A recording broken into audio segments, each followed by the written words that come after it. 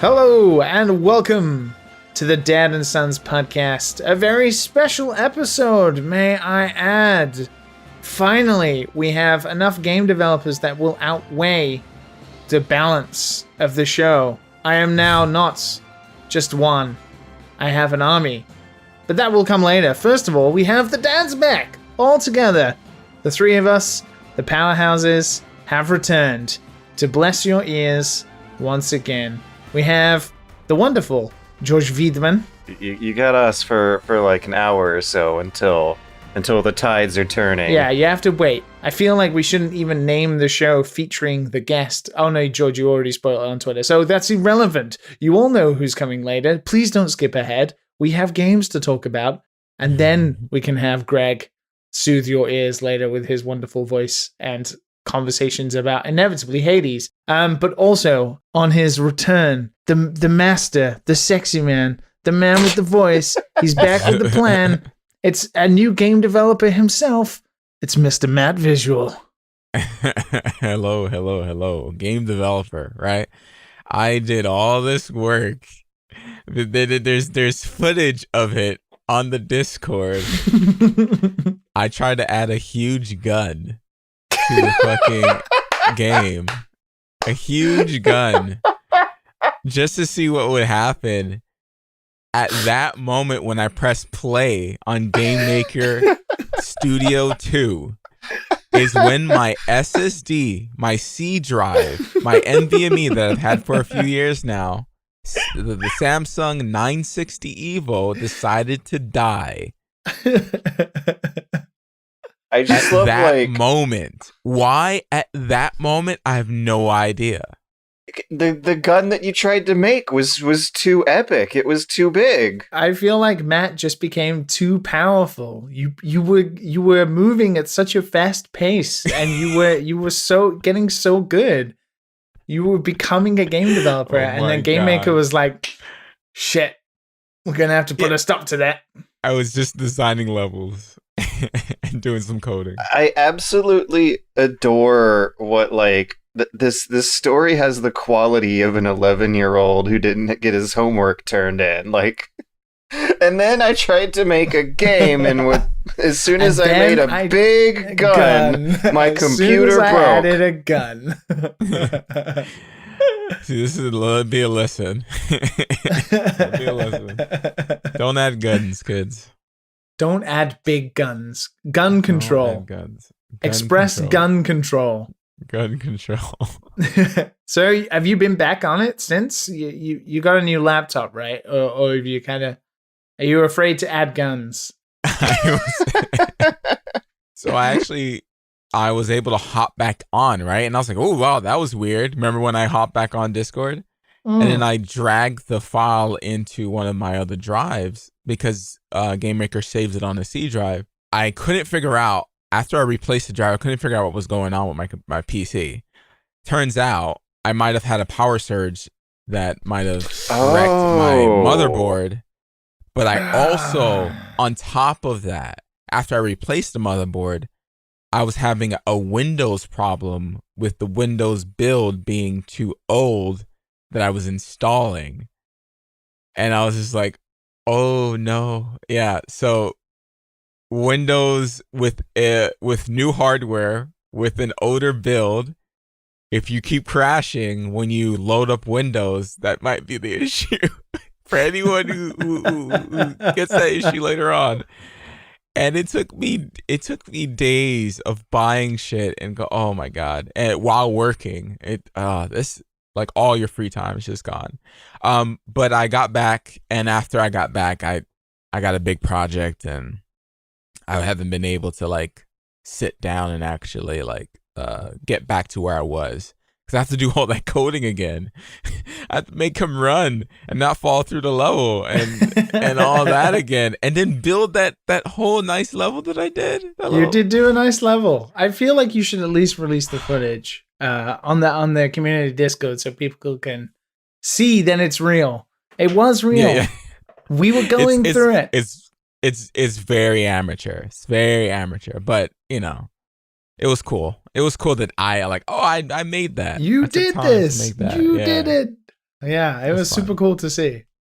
More about the journey than the destination. I mean, Exactly. It's a fun story.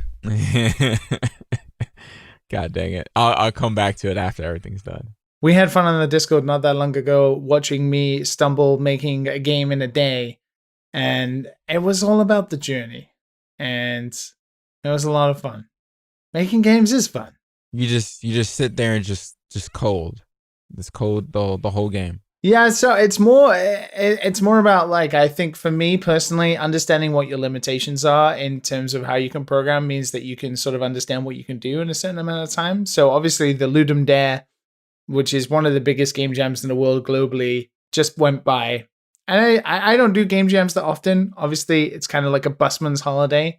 If anybody knows the idiom, where I get to sometimes experiment with some stuff that maybe I want to do. Yeah, and I decided, you know what? I had the theme for the Ludum Dare this year was stuck in a loop, and I kind of had an idea that I was messing with already. So I just sort of went through with it and streamed all day in the community Discord, and we made a game in a day with some lovely dads, sons, mothers, and daughters listening and watching. And we made a game called Athletic Loop, which is it was like basically a non-stop hurdle, javelin, clay pigeon contest. Do you find yourself more or less productive when strangers from the internet are watching you? I'm more productive.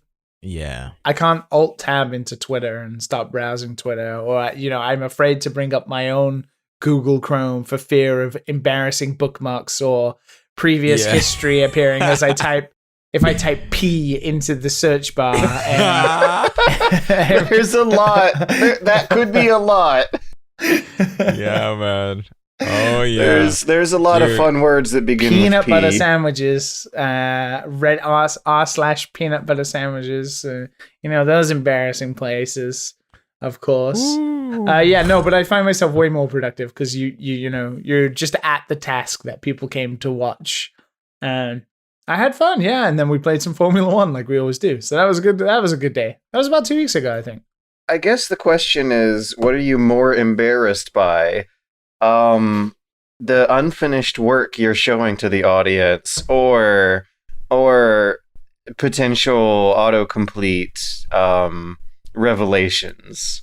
I'm not afraid of any incomplete work. I think there's a great thing going on Twitter right now, which is where it started, where it ended. Like, people are doing that meme, but a lot of game devs are like showing what the prototypes of really popular games were like in the beginning and then what the final product looks like.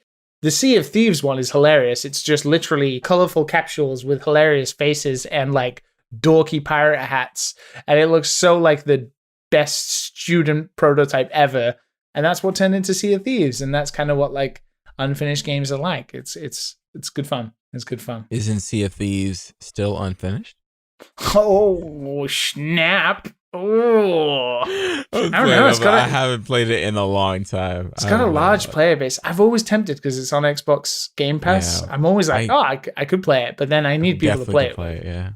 Yeah. I gotta play it. I definitely gotta play it. I just gotta find. You gotta get back to making games, Matt. That's where you gotta get back to. I want to see that progress again. I want to see all that speedy work you were doing and having fun. I want to see it again. After this project is done, which is just gonna take a while, it seems, then I'll get back on it for sure.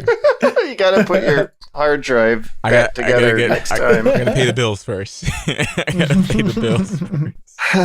Well, speaking of paying the bills, boys, we're here to talk about games, and we were a bit pressed for time today because of our wonderful guest coming later. Super excellent guest. Super wonderful. Super giant in the world guest. And so with that, like, what have you guys been playing? Because Matt's obviously not been here for 2 weeks, so he must have finished about 50 games by now. But he's been working on projects, so maybe he only finished 25 games. Maybe only 25. Matt, it's as good as you thought it would be. George just wants to talk about Squadrons again, but also an additional game. I've yet to try Squadrons in VR. That's like my next week thing. I've been worrying about having surgery too much, so I kind of put that off. But Matt, let's start with you, because you've got a 2 week lead up to here. What the hell's been going on in your world? I tried a couple games. Ooh, looking on Steam. You're not gonna know what this is. Pharel Rebirth. Now, is that spelled with a P or an F? Like a P. Pharel Rebirth? Yeah, like Pharel Rebirth. I'm looking at the minutes I played on Steam. I haven't got deep into it yet, but it is another Metrovania in a way, with stage select. It reminds me of what is it? Tau Luna Nights? Is that what it's called? You know that game that everyone liked? I feel like there's several games named Lunar Nights that. Oh, the like Toho one. Toho, that's it. That's it. Yeah, people love that shit. What is this game called? Sorry, Pharel Rebirth. Pharel. Yeah. Pharel Rebirth. Oh, of course, it's a Pharel Rebirth Plus. Is it like a cross something squared as well? Probably. I can't even Google it and find it. I can't even find it. Feral Fury Rebirth on Steam, Feral Interactive, Feral Blue. Is it good? It's pretty good. It is.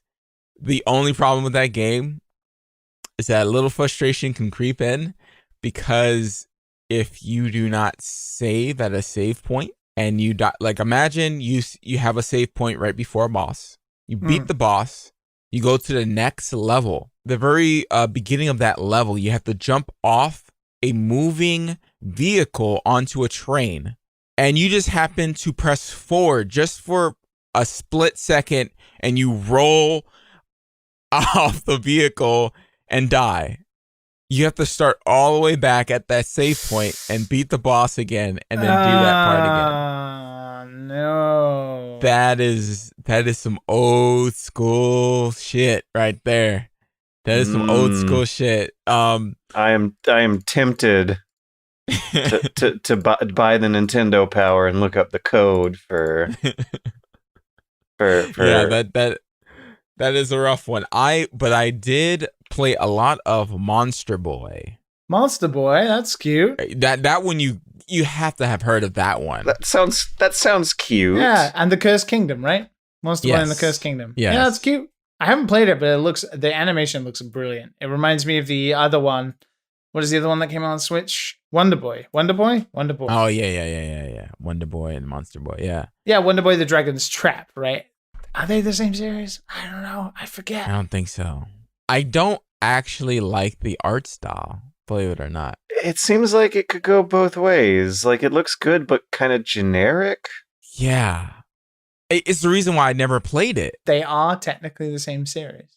Oh, really? Yes. You can see a bit of the coherency of the boy cinematic universe art style. So, yeah, in Japan it was called Monster World. So...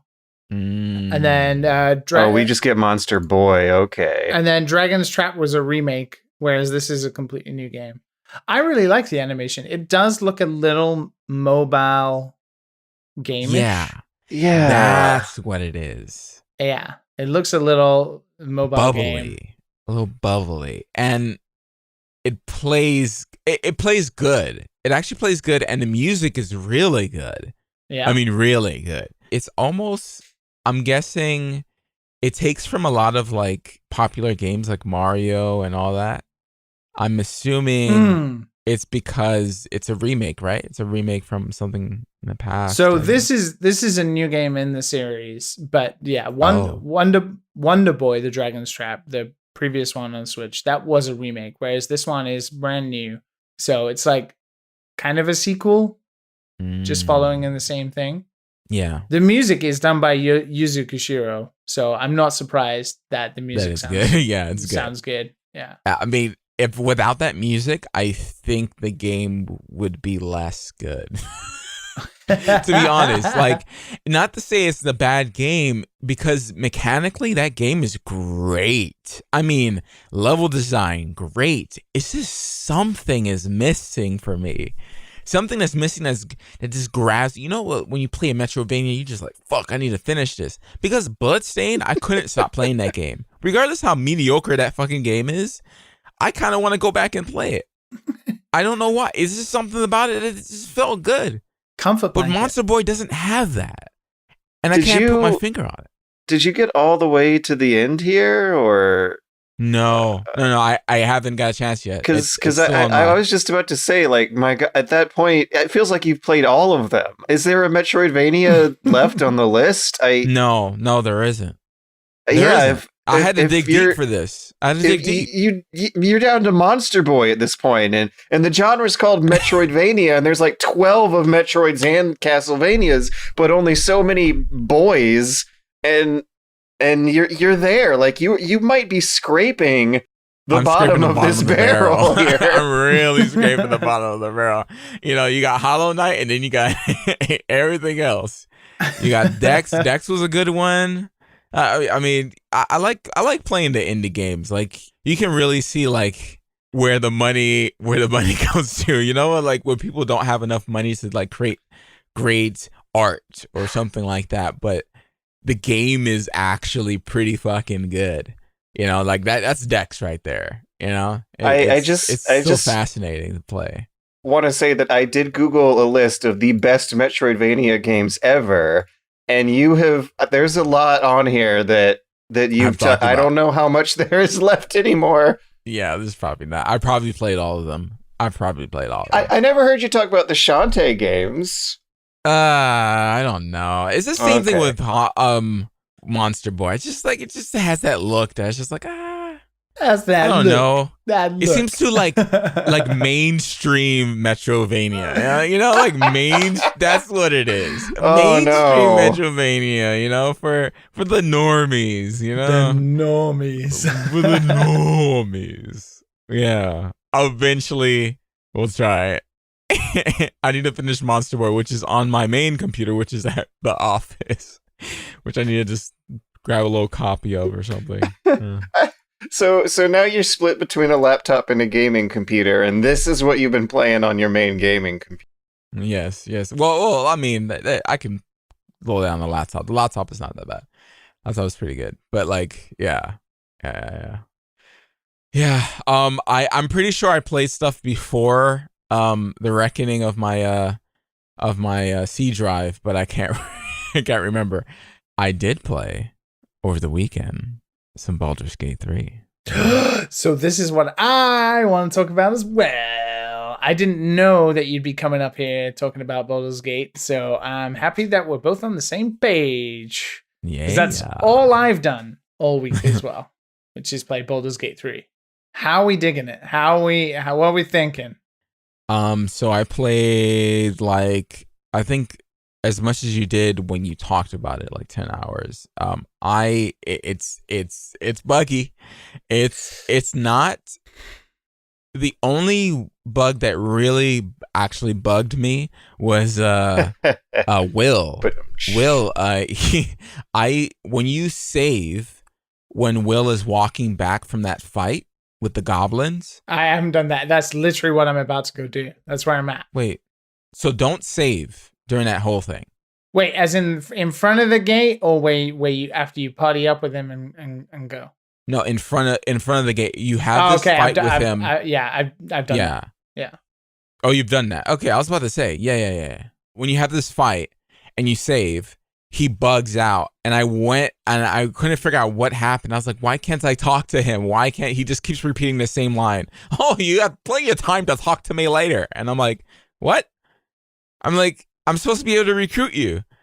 I'm like looking up online, and then I found out that that's what happens. So for anyone having that issue, I didn't even see him before the goblins. He jumped into the fight for me. Yeah, he jumped in. No, that's what I'm talking about. He jumped into the fight, and when you save after that fight, if when he's walking, if you save, he glitches and stops. Oh, right. Okay.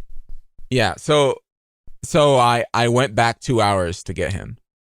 Ooh. Yeah. Ouch. Ooh. So this is the thing. I have had a lot of bugs. A lot.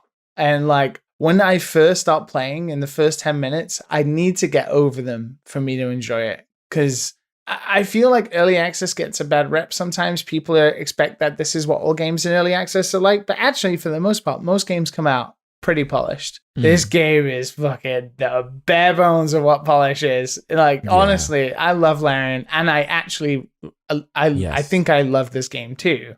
But oh boy, baby, if you have zero tolerance for issues, then don't play right now because it's frustrating me, and I tend to have like a really high tolerance for these kind of things. So I've had 2 bugs that have really fucked me over, and I've had to go back. One was I couldn't go to camp. Oh my God. I could never go to camp. Like the button was bugged out. Like it wouldn't bring up the dialog box to say yes or no for allowing me to go back to camp. Whoa. So I could never rest any of my spells. I could never rest any of my party, and I couldn't get all of the tidbit information in between, doing stuff and going to camp. So I had to go back like 3 hours, go back to a quick save that I had that I knew I could rest at camp, and I just did something else instead. And there was another one where every time I try to see a quest on the map, when I press the show on map button, doesn't work. So I never know. I click on the quest and I'm like show on the map, and it never opens up the map. It never shows me. So, but I'm kind of, that one doesn't bother me so much because I just click out and then look at the mini map, and I can see on the mini map where it wants me to go. But yeah. And on top of that, it's just like there's frame rate issues everywhere. Like every time I go into a cutscene, the cutscene pauses for like 10 seconds, and NPCs are just kind of like frozen. Yeah. You see them go like this? Yeah, and they'll jank around and they'll bob up and down, and people glitch out all the time. And like this takes Bethesda for a ride, honest to God. Like it's rough. And they told everybody this was how it's going to be, which is fair. They were like, it's early access. It's going to crash. It's going to be buggy. I've had 3 crashes. Yeah. But I didn't quite... I know it sounds moronic almost to say, but I didn't expect it to be this bad, actually. I thought they were kind of just covering their own ass. Yeah. And just being like, hey, you should expect this. And then when you don't have any of those issues, you're like, oh, this is a pretty good game. But from like the get-go, I just, bugs and bugs and bugs and bugs and bugs and bugs everywhere. But putting that aside, when I actually get to play the game and I get to do all the talking and I get to do the D&D combat and I get to roll like dice, persuasion checks, I fucking natural 20s. Love this game. Yeah, dude. It's the closest you can get to D&D. It's so good. It's good. Overwhelmingly, like, I can't wait for the finished product of this game that is super polished to come out, because it is going to be one of the best RPGs ever, I think. It is fantastic. The characters are incredible. Have you been to the Goblin camp? Not yet. No, that's what I'm about to go do. Oh my God. Okay. I'm in the tiefling like little cave thing now. Right? Oh, I haven't done that one. So when you fight with Will in the beginning and you go into the gate and then you see everybody in there, like it's in basically I'm just in there. Oh, okay. But yes, the eyes. You see the eyes, right? Like the guy you talked to, and he's got like lava in his eyes, basically. Oh my God, that is the greatest thing. I was like, I want eyes like that. I'm a tiefling, so I'm like, I want eyes like that. What the fuck? So this is what I want to ask you. Okay, so what class are you? What race are you? And who's in your party right now? I am a male tiefling. He is a beautiful man. He is a wizard. Oh. He is a wizard. I don't usually go for the wizard. I usually like, getting face first. But I realize in these games that being far away is just always better. It's just always better. Like it's just never good to be close. Well, not that it's never good. You have more options when you're far away, So I'm a wizard. I could freaking like teleport to someone and blast them away. If the fucking roll is good. And what was the other one? You said class. So race and class. And who's in your party currently? Oh, okay. Will. What sociological demographic are you? Yeah, I don't like the wizard. I love the Gith Yankee. But you are a wizard, so you don't need it. Yeah, but I don't like him personally. I love the Gith Yankee. I can understand that. Yeah. Okay. Love love the Githyanki. She is such a good character. She is perfection. She's like, did you play the part where you're in the Grove? Have you been to the Grove? No, that's where I'm about and to she go. Threatens. Okay, there's a part where okay, I can't talk about. So it's funny you say that. So I'm a drow because I wanted the see in the dark powers and like I wanted all of that, and I'm a rogue because I wanted to be all sneaky like. Yes. Okay, but that's it good. doesn't really work. And now this is one of the criticisms I do have of Baldur's Gate, and you are 100% right, which is range is boss. And all that matters in it is range is boss. Yeah. Getting close to enemies in this game is super hard, even with jump. And if you do, you get fucking bludgeoned to death quite quickly. Yeah. So unfortunately, as soon as Will came along, I kicked the Githyanki out. Only because, and I felt bad doing it, only because I want to try with Will, because I can't let go of the wizard and I can't let go of the druid because range is boss. So because I'm not a wizard, I have to have the dumb, misogynistic, stupid wizard. And I don't like him. And he's a twat. I don't like him at all. But I have to have him because he's literally the most useful party member. And me being a sneaky rogue, I'm trying, but I'm not like I can't right now. Like I don't have the skill yet that allows you to teleport. I have with the wizard, I have it, but not with my own character. Misstep or misstep, yeah. But definitely like once you get close, you can do some serious damage. And like if you throw things and like stun enemies or like make them on slippy surfaces and stuff, you can get closer. But it's a dangerous game getting close and getting mobbed by enemies in melee combat, especially at low levels. So range is boss. So I had to like put, Lahazel or whatever her name is, the Githyanki, aside for a minute so I can have Will. And, he had a cool rapier. So yeah, but I am loving it. It's great. Do you know what I do wish though? And this is a stupid request as well, Matt. Yeah. I wish there was more visible dice rolls. Yes. So I wish in combat when you did like a spell or something that is like not your basic attack or whatever, I wish you could see the roll. Like I wish you could see it because it just feels like an XCOM percentage right now. Yeah, and I don't like it. It doesn't feel like D&D. That's where the D&D goes away, right? Like, especially like you're right next to someone. I mean, they show the disadvantage and advantage off in the corner. Yeah, but they don't show you the like the roll. Like if it says like 1d12 damage, like I'm like, okay, so roll the 1d12 so I can see it and see how much damage I'm doing. And the chat doesn't show it to the right? No, it just shows the number above the enemy's head when you hit them. Yeah. Yeah, I just unless I've missed it, but I wish not like the D20 like checks that you do for talking and stuff like that, which is lovely and I fucking love it. I absolutely love it. Even when I fail a roll, I love it.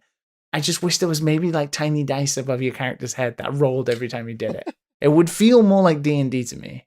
You only get the natural 20 animation, which needs to be cleaned up. Yeah. The critical hit one. Yeah, because the camera always cuts. There needs to be a sound effect for the natural 20. There needs to be a sound effect, like a headshot. Like it has to happen. And the camera always cuts to like in the environment or something stupid. Yeah, it's pretty funny. Yeah. But I think like Shadowheart, the Githyanki, and Will. Okay, right. Yeah, so I have the Shadowheart, I have Shadowheart and Will and the wizard currently. I really like the vampire's personality, but I'm a rogue, so I don't need him. I like how your party lineup is like the wizard, the exotic alien fantasy race, and then just Will. And Will. It's spelt with a Y, so it's fantasy enough. Oh, good. But right now, I'm having a blast. Like I need 10 minutes to like lower my jank level and like get over it being buggy and textures popping out and stuff. And then I'm straight in. I stay and play for like 3 hours. I'm using this early access time, to get used to the combat, to get used to what they're doing. So I know exactly what I want when I really play the game. I'm like, okay, when this is out, I'm ready to play a wizard, or I might want to try this out, or I might want to try this out. Because, you just don't get that time when you play the game from fresh. You just like, you don't want to start over. You just want to keep going. You're like, I'll just get used to it. I don't really like my character anymore, but it's whatever. I hate that. I hate that. Yeah, so I'm much. kind of bored of my drow already. I mean, your tiefling looking hair is pretty sexy dude. Dude. They need to fix up the animations though. They be making him looking all weird and shit. And I'm just like, come on, man. My boy is sexy, man. What are you doing to him, man? As soon as those cutscenes are like more polished and they run correctly, it's gonna be great. It's gonna be grand, because when you get a cutscene that looks grand and just works, you're like, oh yeah, it does, yes. This is next level Dragon Age nonsense. This is good. And I usually play, like, I would say, like, most of the time I like to play a woman, because woman characters are just better to look at, right? Whoa. They are. I mean, I'm a guy. But here, finally, the male characters look good. They are pretty. They look good. They have pretty have an ass, boys, which is great. Like, it's good. This is gonna kind of interestingly fold over into some questions we got for Greg in a hot minute. But I did want to ask about, I prefer generally to wait until early access is over and the thing is out.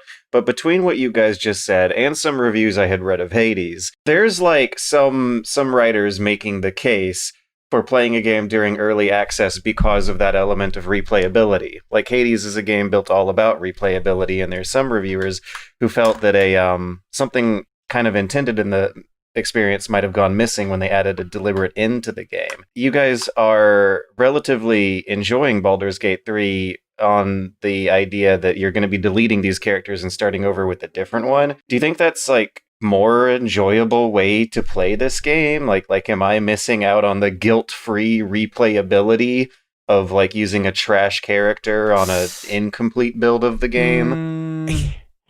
It does feel a little bit like if you, for example, I'm a bit worried that, I only tend to play games once because there's so many games and not enough time, that for me personally, this game, I'm thankful that I'm having such a blast with this game. Other than that if maybe I wasn't going to try out the full version at the end, I would be a bit disappointed that my experience of this game was on such a build, and that that one character I start with and make those key decisions that I don't know anything about and everything's a surprise was kind of a bit incomplete. But I can imagine having fun going back and doing different things on a more polished version of this game. It's a D&D character, right? Like, you sometimes get attached, and then sometimes you want to be a warlock and fuck people up, and you wouldn't do that on your main, right? Make war on their locks. Like alt Twitter accounts where you can get to fuck with shit. I kind of want to, I can see runs of dumb shit, like potato only runs where people just throw potatoes at people and like really dumb stuff. Like some of the amazing stuff you can do in terms of combat, like throwing shit at people. Once I realized you could pick stuff up and throw it. Oh my boy. Wow, that's role playing. And let me say, like, the game is fucking hard. You really got to think outside the box. You can't just rock in there. Let me tell you, like there is the fight when you're trying to save this place is rough, bro. You got to do it in parts. Like you got to be sneaky with it. Like, oh my god, it's like being at war. It's attrition. Like the dead that you had to fight to open the coffin in the whatever it was, the underground cave beneath the church. Like that fight fucking took me at least 4 or 5 tries. Like, because the dead would just do like flaming burst or like magic missiles on me and immediately wipe all my health out. And I was like, what the fuck? But then once I went around and took all their weapons away from them while they were dead, and then triggered the fight, they had no weapons. Yeah. I funneled them down the corner.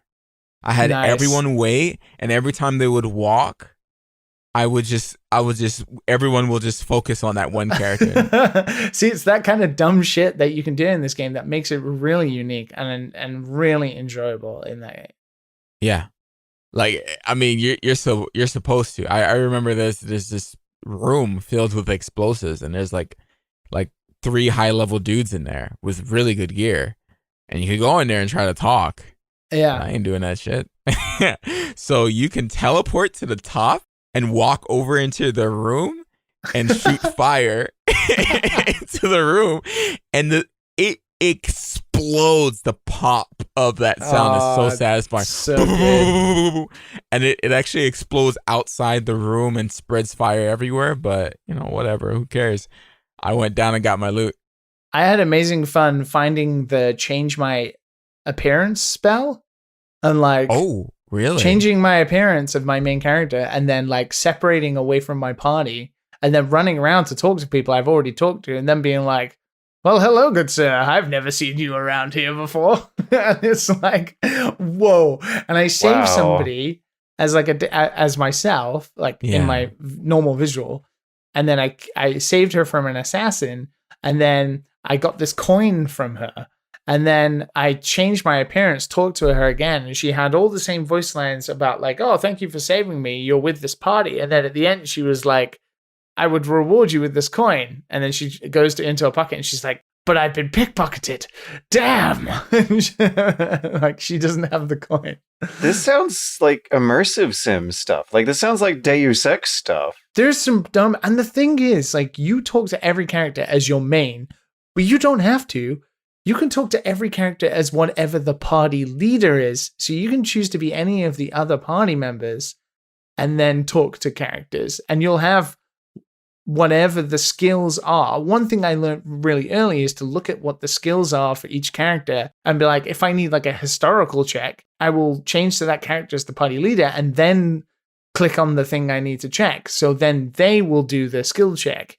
And just dumb shit like that. It's if you're with a real party, you're playing with other people, you'd be like, oh, I'm going to ask my druid to check the arcane skill of this forest or something because they're the person who are definitely going to roll the highest. There's a lot of that kind of stuff with it. And you can also, within conversation, move your party around who is not having the conversation and get into a better position. I don't remember last time they let you do that. Yeah, it's pretty fucking phenomenal. Yeah. That's it's there's a lot that you're gonna miss first time round. And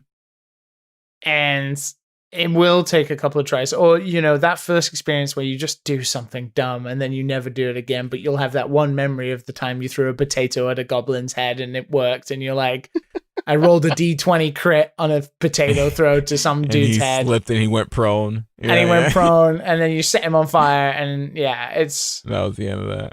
I'm having a blast. I mean, it's selfish. It's in early access. They've sold over 1 million copies already. So fingers crossed, while I'm playing, it's a super long game. It gets better and better in terms of stability. And then I'm going to need you to get the blessing from the goblin camp, from this guy. There's a human guy in the goblin camp. It's hard to miss. Go to him. Yeah. And he's going to ask you, oh, I sense a pain from you.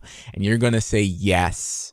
Shadowheart is just going to goat you to do it. And you're going to say yes, because I want you to experience that. All right. No more. I'm a bit worried because because of something else, but okay. I want to go to the crazy Irish lady's house as well. So.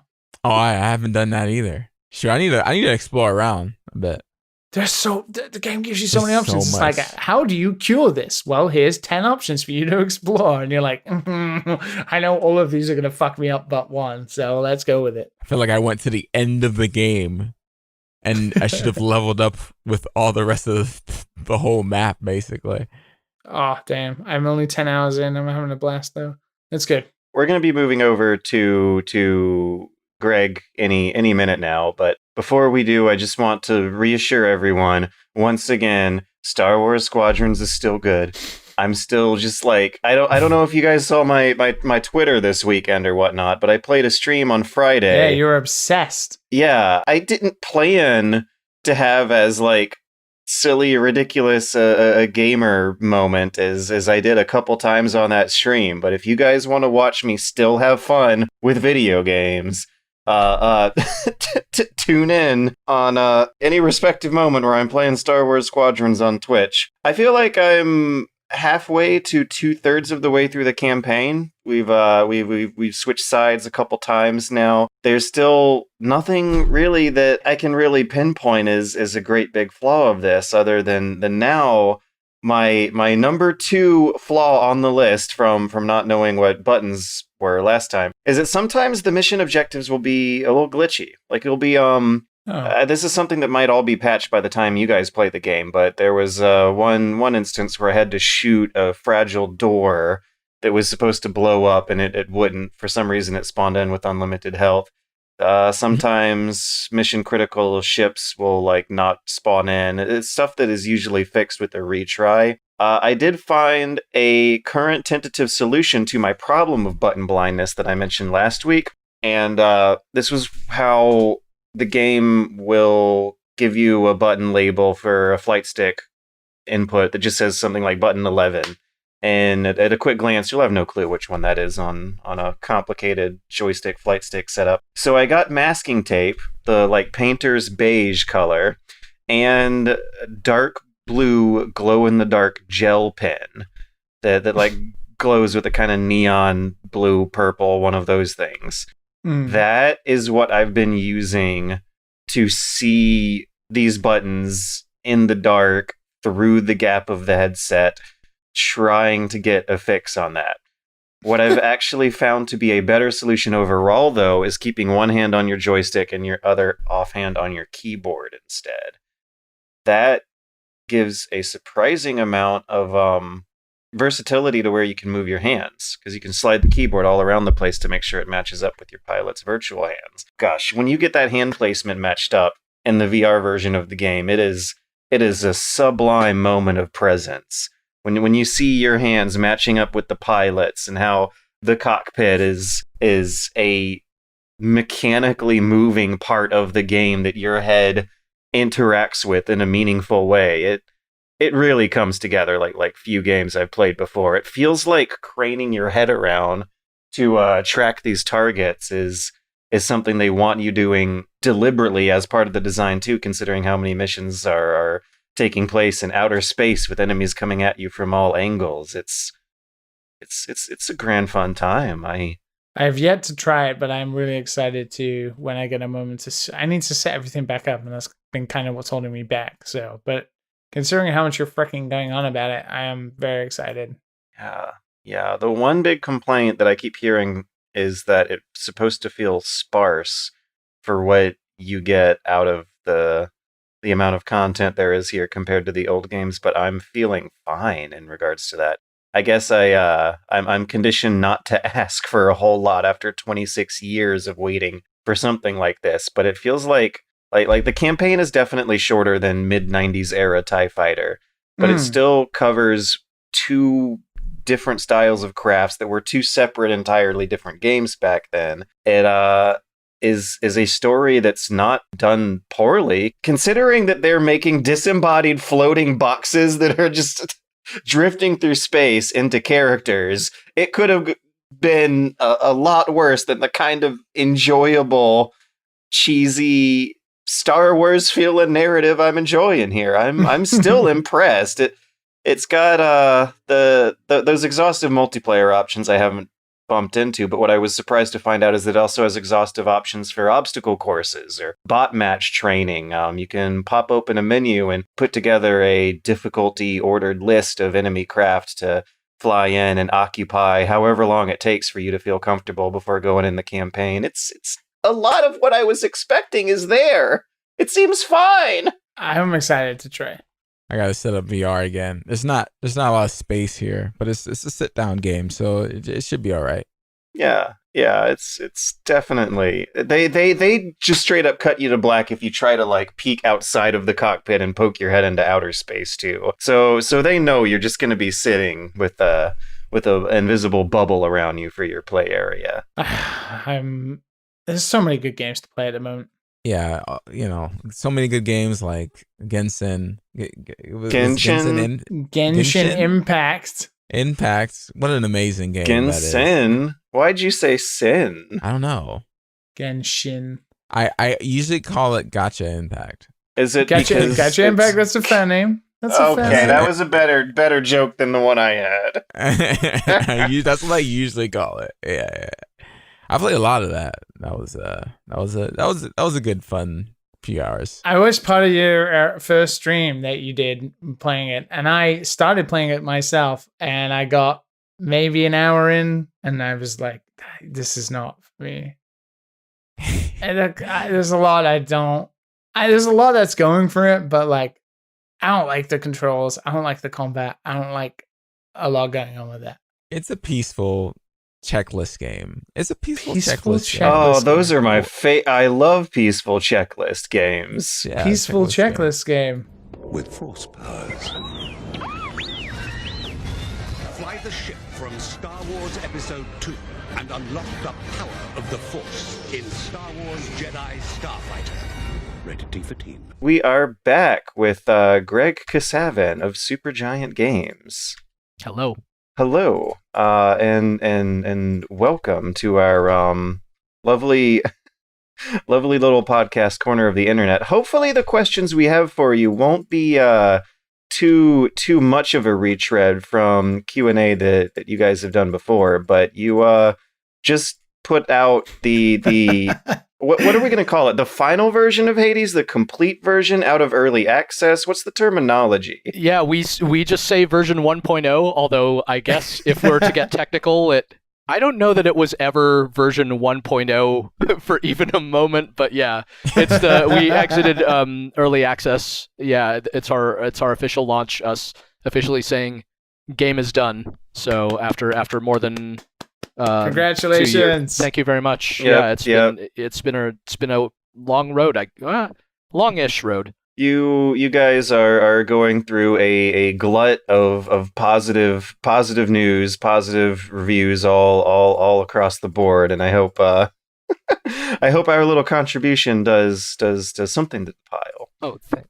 But on our way there, I thought it would be really fun to nab you in particular because in many ways, I mean, I regard you as a man after my own heart. You began this journey of yours as a reviewer, as an editor, as part of the media, right? That's right. I wanted to start us off by asking a bit about what that journey was like. When you were growing up, did you want to become a game reviewer or did you want to become a game developer? And how did one of those careers transition into the other one? Yeah, so I did want to be a game developer first and foremost. It's like one of those moments that to me is still quite clear in my memory. I was 8 years old playing a game called Ultima 4 on an Apple IIc computer. And Ultima 4 is like basically kind of the ancestor to games like Skyrim or Witcher 3. Is a big open world RPG where you could do anything and face the consequences of your actions. And I think a lot of modern computer role-playing games still like kind of their DNA comes from the Ultima series. But as an 8-year-old kid, this game was like, it was like mind-blowing to me. And I had been playing other games, I've been playing games since as long as I can remember. But that was the one that really like kind of opened my mind to just how much they could do. And I didn't know how it was made. I just kind of had a vague sense that like a human being made it. Like the creator's name was actually on the box and stuff like that. So I knew I wanted to do it. But as I grew older and kind of tried dabbling in programming, which was kind of the obvious way into game development, it was really difficult for me. I really struggled with it, and kind of on numerous occasions. I know the feeling. Exactly the same. Yeah, I tried to knuckle down and learn programming and just kind of hit a wall. Just could not wrap my head around it. But I loved writing, and writing came I guess more naturally to me. When you feel like you're competent at something, it's easier to enjoy that thing. So in high school, I started writing about games because I was spending so much time playing them. It was like I felt like I had to do something productive with it. And this is back when like fanzines still existed, like actual like printed. We'd like send these things in the mail to people. It was early days of the internet, but still like printed fanzines and stuff. Started working on a fanzine that led to small like freelance writing opportunities, which led to an internship at GameSpot, which had just launched back in 1996. And I had just started, I think, my first year of college at that point, so it was like a part-time gig. And I ended up staying there for 10 years. And this was after like a couple of years of kind of doing it, like started my own little website, other game writing stuff.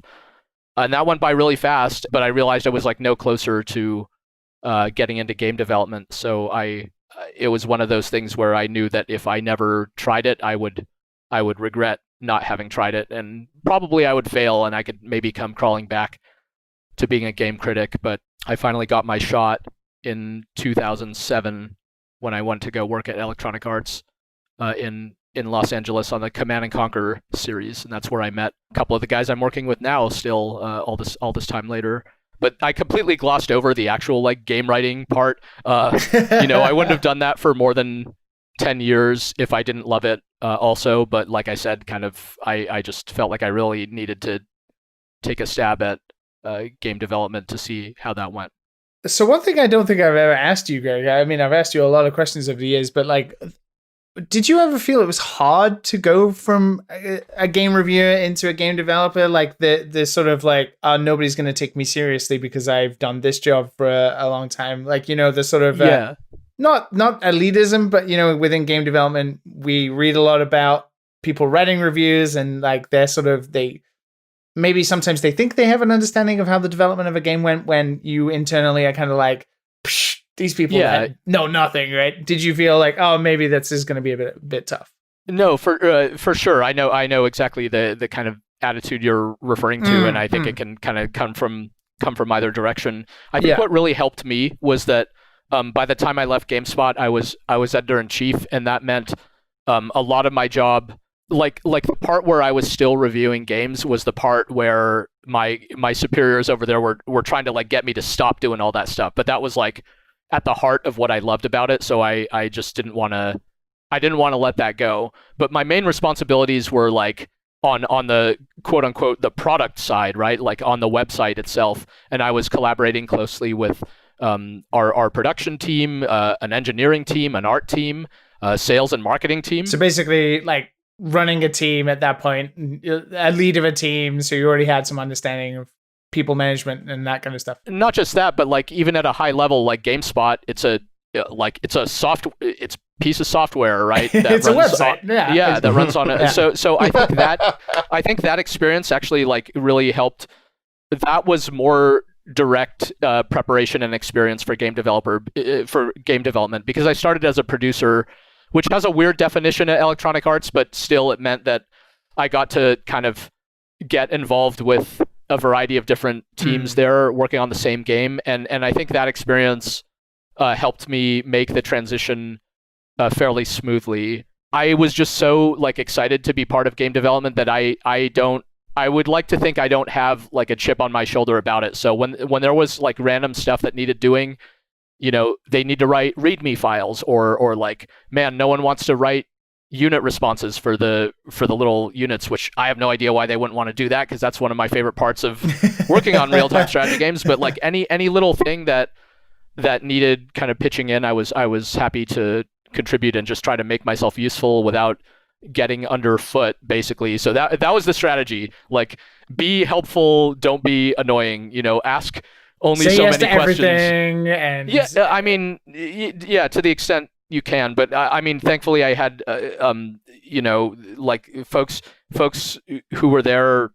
They really helped kind of guide me through it in the early days. My former colleague Amir Ajami, I used to work with him at GameSpot, and he's like, he told me about the opportunity at EA to begin with, so I like couldn't have done it without him personally, and he, helped showed me the ropes and introduced me to members of the team, all this kind of stuff that really helped me feel welcome there. I mean, it's certainly a big change going from working at one place for 10 years to all of a sudden, like, here's, 150 completely new people to have to learn and interact with and all that. It's a big shift. Yeah.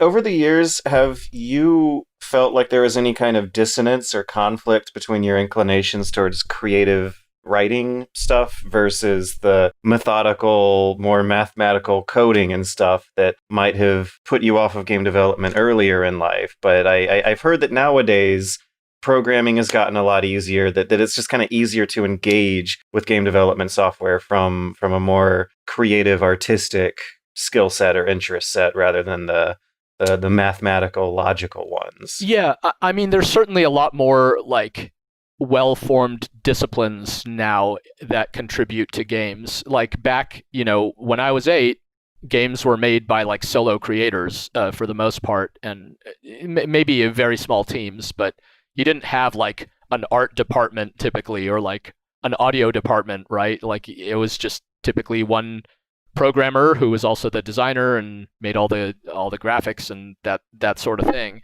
As games expanded, these different kind of sub-disciplines that go into making games all grew on their own, to where now you could spend a lifetime just, trying to master 3D modeling or like sound design, or like any little slice of game development is its own kind of infinitely deep branch. So there are many more ways to get in now, I would say, and even just like as a prospective, more directly to your question, as a prospective designer, you have these tools like the Unreal Engine or Unity, where they're free. There's nothing stopping you from learning those tools other than spending tons of time learning them, which is not trivial at all. They're like they're sophisticated, professional quality tools, which means that they take a while to learn. They have a steep learning curve, but it's not the days back in the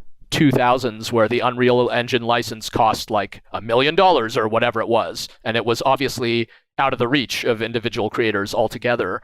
So now I think the barrier to entry to start making games is strictly lower than it's ever been before. 100%. However, there's a counterpart to that, which is, of course, that the competition, is higher than it's with the higher accessibility comes like tons and tons of extremely talented people all learning how to make games at the same time. So it's hard to, as an individual creator, it's hard for your work to stand out, and there are a lot of people all across the world working extremely hard to try to get into this stuff. So it's a different sort of trade-off, but I think like for people thinking about like wondering, I think maybe I want to make games, like you can answer that question for yourself, which I think is really exciting. And the answer might be no, you just love playing games. You don't love making them as much, which is completely fine.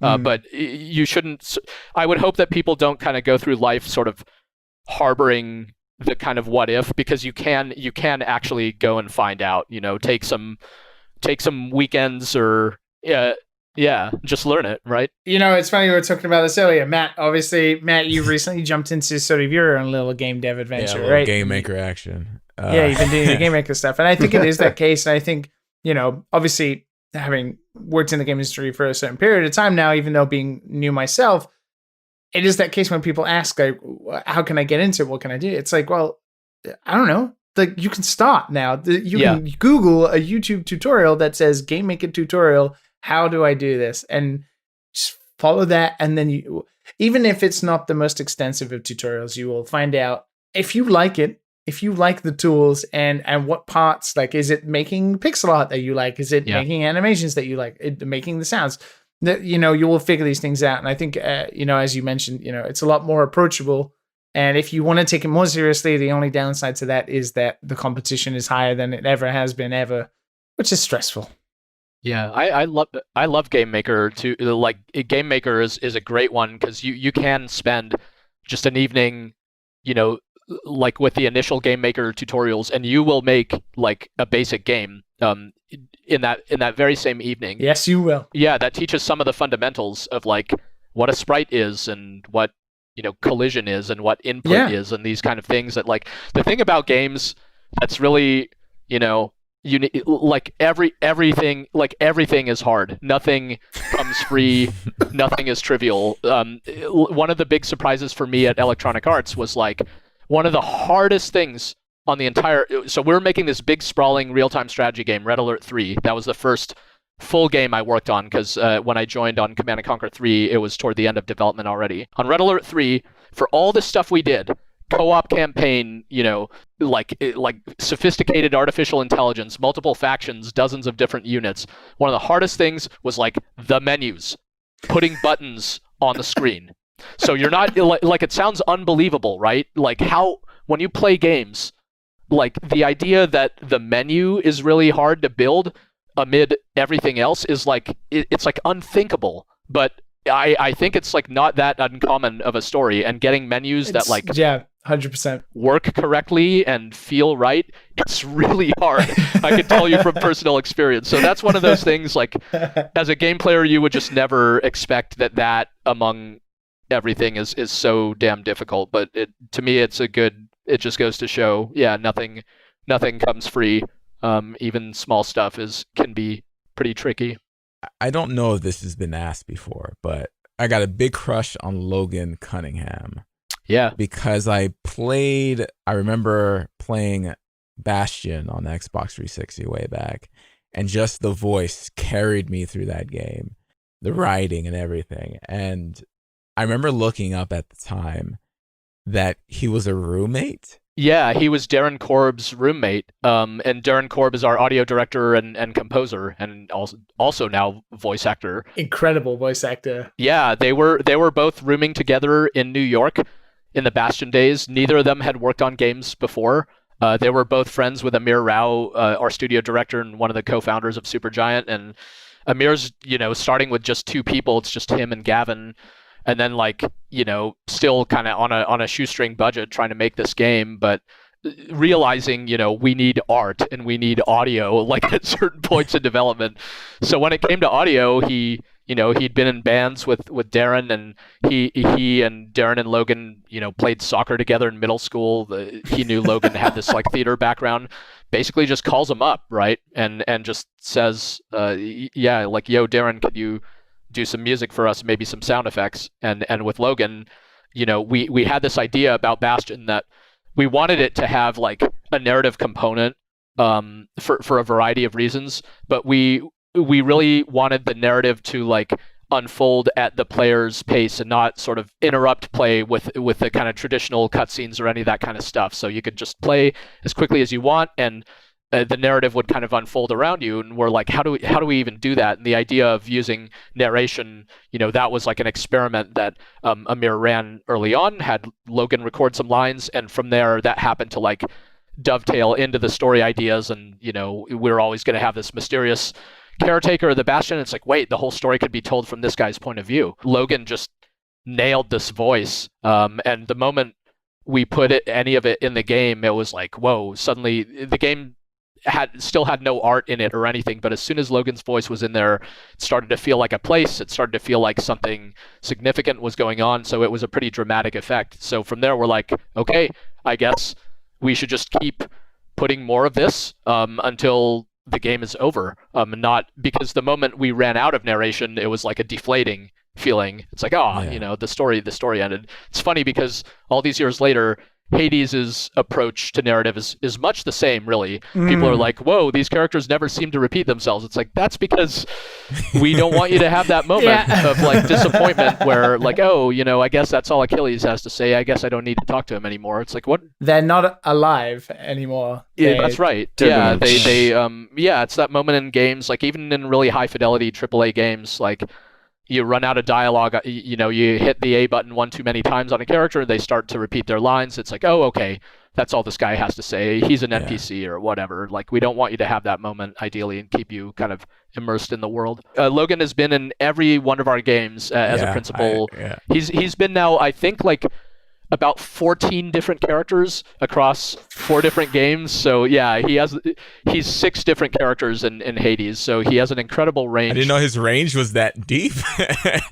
Him being Achilles, I did not know. It's he played I think 5 characters in Pyre as well. Yeah. So he's both, like, to give you an impression, in Hades he's both Achilles and Lord Hades. So you could go from talking to one of the most supportive, like, kind-hearted characters in the game to one of the most, like, antagonistic characters, within, they're only about 10 meters away from each other or so in the world.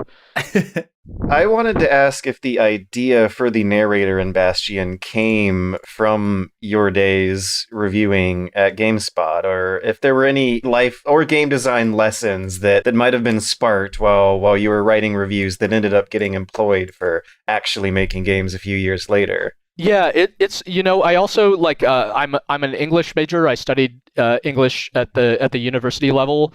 I think my interest in narrators partly is from that.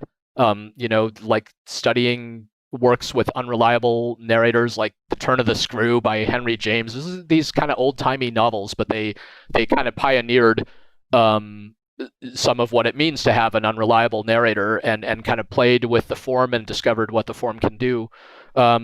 So that, like, there's kind of a literary side of it that is influential to me, and we also drew very, very kind of deliberately from Cormac McCarthy's work, just kind of for the tone of it. We thought it was funny to think of, like, Cormac McCarthy, instead of writing these, like, deep kind of Southern Gothic novels, like, what if he wrote little Zelda games instead, and just kind of, like, emulating what that might sound like. Huh, that's surprising. Because Cormac McCarthy comes up, like, in reference to really gritty, Last of brown, Us. Right, like a desperate revenge fantasy. Not even fantasy. The key difference is, like, you take a big, what do you call it? Like, almost like a syringe or turkey baster type thing, and you kind of, like, suck all of the evil out of Cormac McCarthy's work. That was the key difference. I had no interest in telling very cynical stories, because, and not to say, cynical is maybe an uncharitable way of characterizing. They're very dark, right? They're works about, like you said, they're about revenge. They're about, like, the darkness that lives in people's hearts, and these kind of, like, awful things that happen, and they're amazing stories in some cases, but not the kind of stories that I personally am interested in telling, in part because they already exist thanks to Cormac McCarthy and others influenced by him. But back to game stuff, for sure, playing games like Max Payne and Prince of Persia: The Sands of Time, those are games that did really interesting stuff with narration. They used narration kind of as part of their storytelling tool set. In our case, we're like, what if that's it? Like, what if that's all we use? And just carry the narration all the way through. And it was a bit ironic to me that Bastion got, like, a lot of credit for its use of narration, because I'm like, dude, just play Max Payne or Prince of Persia: The Sands of Time. Like, other games have done cool stuff here. But I think the way we used it so extensively did ultimately stand out for players out there. I think maybe not being the main character and having... Yeah. It's almost like when you play games, the narrative bond between the player and the main character is always so atypically video game, right? It's like either you are the silent protagonist and you're playing a game, or you have a main character telling you what's going on. And with Bastion, it was almost like this ethereal ghost that was accompanying you on that traditional bond of video games, which is, the silent protagonist and you playing along. And then there was almost like this invader that people were not used to. This guy who was now telling you what you, the player, were experiencing, but also what was happening to the main character at the same time. And I think that's maybe why Bastion stood out so strongly, alongside, of course, the quality writing that went with it. But it was like that breaking of a very typical Bond, that almost that third-person narration didn't really exist. That's a good point, because in both the examples I brought up, those are both, Max Payne is narrated by Max Payne, and Prince of Persia: The Sands of Time is narrated by the Prince. So it is a pretty big, it's like, and that's kind of back to the unreliable, we do a little trick in Bastion, which is we make him seem like an omniscient narrator, like a tradition, like he knows everything you're doing. But over the course of the story, what was exciting to us was this kind of, like, slow revelation that, he's just another character in this world, and he doesn't have complete information, and you, the player, in some cases have more complete information than even the narrator does, and we thought that would lead to some interesting moments in the story. So again, kind of playing with that format. The moment that always set the tone with me, and whenever I saw anyone else play Bastion for the first time, is when the narrator says, "Wait, not like that. We got to do it again." When the character dies and retries, like, it's reactive in a way that acknowledges the player behind the screen pressing the buttons. Like it's a huge dose, a drip feed of fourth wall breaks that I think were fairly unprecedented. Yeah, though that moment in particular, I would give like full credit to Prince of Persia: The Sands of Time too. Wait a minute, that's not how it happened. Yeah, exactly. That's not how it happened. It was great. Like it was one of the first. We've been very interested in like player failure in all our games. Like the moment where you screw up and lose has been something that we think a lot about in each of our games. And Prince of Persia: The Sands of Time, I think, was like one of the first games that springs to mind for me where it acknowledged something about it. It didn't just use the the accepted contrivance of like, well, you just go to your checkpoint, or well, you just have extra lives, because that's just how games work. In that game, it was like suddenly there was this almost fourth wall breaking moment. The framing narrative comes into focus. He's like, oh, that's not how it happened. I didn't actually die there. I screwed up. Like, let me go back. And it was like, whoa, that's really cool. You just did this small thing. It works just like any other video game. You still go back to your checkpoint, but like a little bit of a kind of narrative support on this moment. And here I am talking about it, 20 years later, right? Yeah. Like it stuck with me.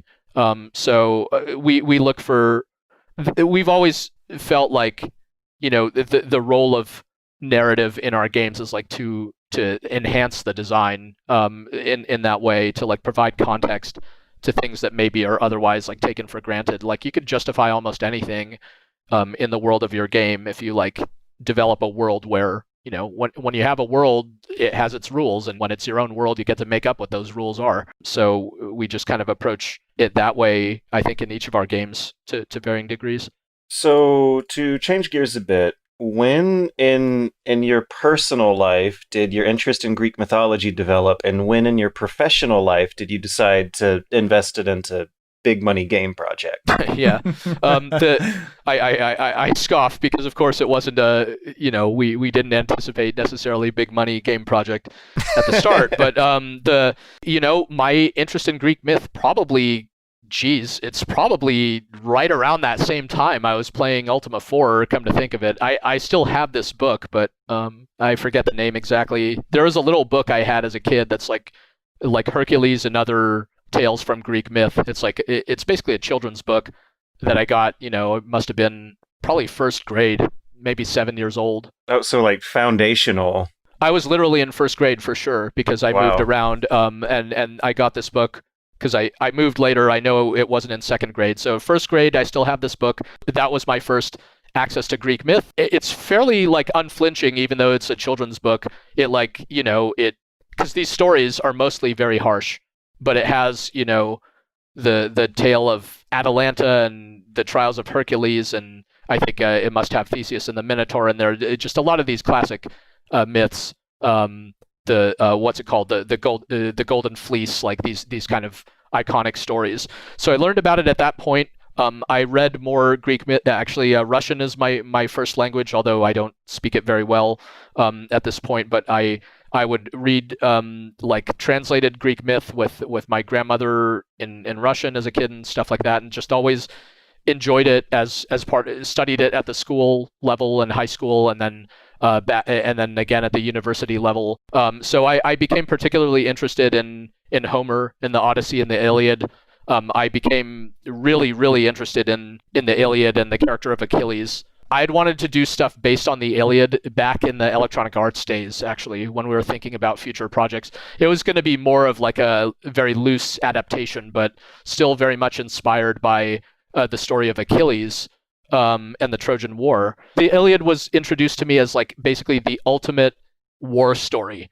Of all the war stories, Saving Private Ryan, Generation Kill, you name it, you can go back to the Iliad as kind of the prototypical and still perhaps one of the most like just dramatic and intense war stories ever told, and it happens to be quite an early one.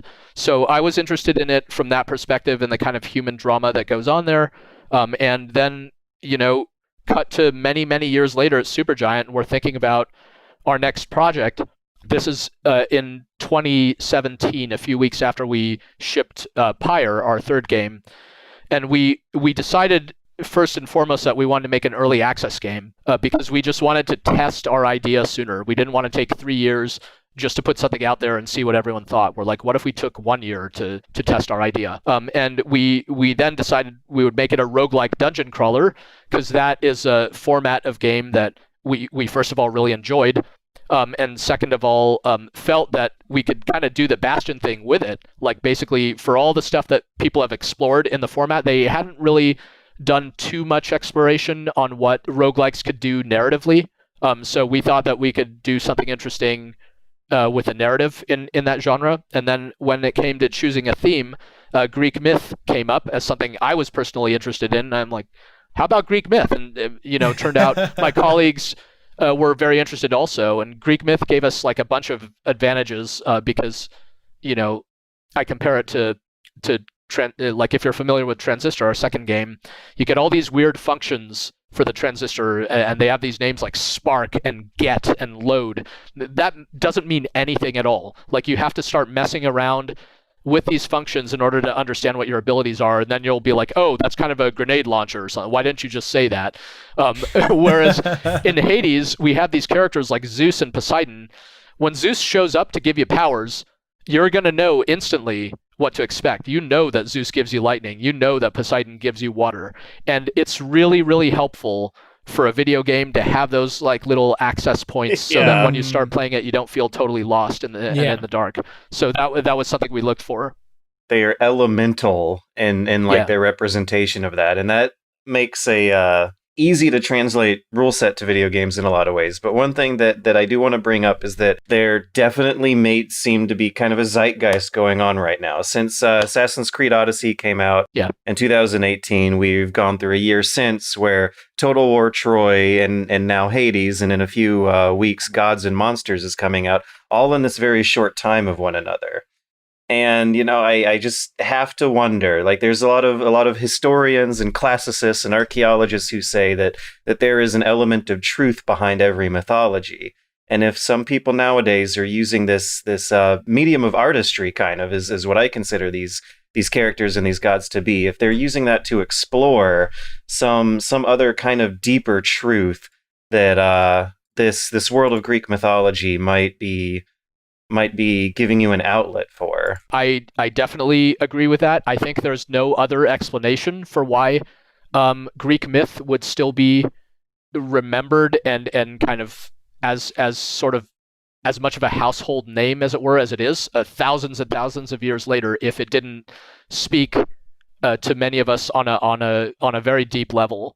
But to address the point where there's like a bunch of other games made in it, that if anything was like, first of all, that comes from the part where Greek myth is you don't have to license Greek myth to create a work in it. Very easy. It's also public domain, 2,000-year-old public domain. That makes it a very handy intellectual property to base a thing off of.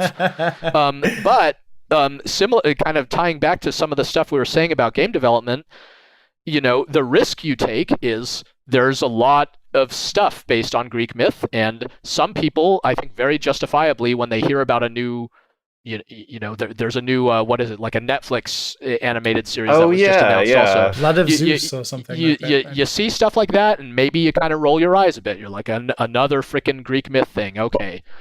So the question you have to address as a creator is, why should your work exist? What are you adding to the larger conversation about Greek myth? And I think you have to be a little bit arrogant in answering that question if you decide to proceed, because you have to have it in your head that, like, for some reason your work is not unnecessary, but that it actually adds something. Like, what makes you think that you have anything new to say about Greek myth, which people have been talking about for thousands of years, right? It's like, that's a bit of an intimidating way to frame the question. I personally felt like, the rest of us felt like there was just this sort of dimension of Greek myth that for some reason, I was mostly surprised, like for some reason just felt underexplored, which is the part where the Olympians are a big messed up family. It's not what makes them cool is not their lightning powers and their water powers. It's the part where they're just a big, messy, complicated family that all of mortal kind is at the mercy of. And that is like, and then on top of that, with our underworld perspective in Hades, there are all these other so-called chthonic gods that nobody for some reason knows about, and they're amazing. You have like Nyx, who is night incarnate, and you have like primordial chaos, who's like essentially the Big Bang personified. Like, man, these are really out there, like amazing concepts, but I can't think of like modern adaptations of Greek myth that have rendered these characters. Like, I've read Percy Jackson, I've seen Clash of the Titans, I've played God of War and Assassin's Creed and all that, and they don't really go to these places so much. So we're like, okay, we'll do it.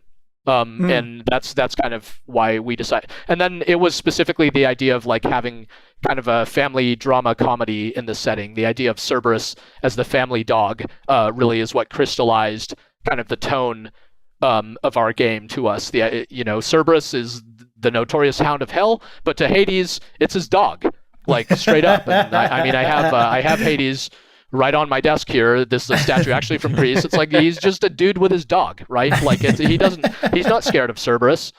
So that like coming at it from that point of view was like really fun for us to think about and seemed very rich to explore. So we proceeded to do that.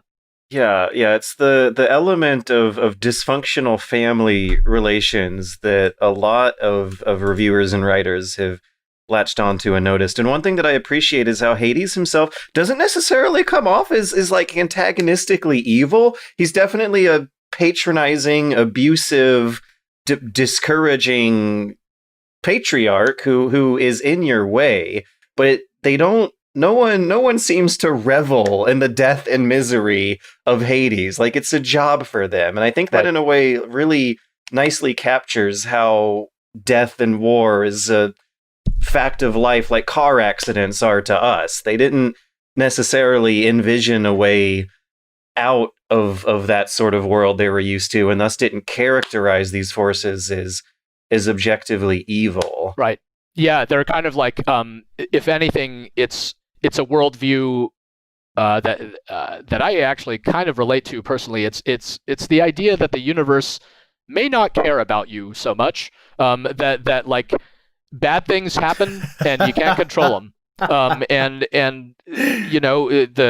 like I was saying the other day, it's like you're hanging out with your friend in ancient Greece, and like a freaking boulder, whatever. There's like a terrible mountaining accident. Your friend croaks, right? It's like, what, did the gods hate him? Like, maybe they did, but chances are they just kind of, chances are they didn't care. Like, he just got in the way. They didn't know who he was. If you don't have the number 0 and can't like plug that into productivity and algebraic formulas, how else do you explain shitty luck and the devastation of coincidence? People still believe in like destiny and fate. We still refer to fate in modern times, right? So that's a really compelling concept, that there's like some people out there like, nah, dude, all the stuff that you've ever done or will ever do, it's all been like pre-planned, and that's a very compelling idea. I am just reminded of how one of your list of quotas to unlock new abilities is called Fated Prophecies. Yeah, the fated list of minor prophecies. It was fun. It's minor prophecies. We're like, these are things that you will do. You will escape the underworld. Using it. It's like, okay, I guess. And it's a fun way. And we have some. There's some in-world kind of fun jokes at the expense of that idea. But it's a fun way of essentially presenting a quest log, right? It's like, don't act like this stuff isn't going to happen. Like, it will. It's just a matter of time before you get there. To move on to a little bit of business, I wanted to talk about merchandising. Whenever a new Supergiant game comes out, I tend to buy the soundtracks. It's literally happened without a beat every single time. Is that a significant chunk of the revenue? Is that something that really makes or breaks the studio there that more fans should be knowing about? It's not like so our games are far and away our biggest source of business. We're not about to stop making games and just make merchandise to kind of semi-directly answer your question.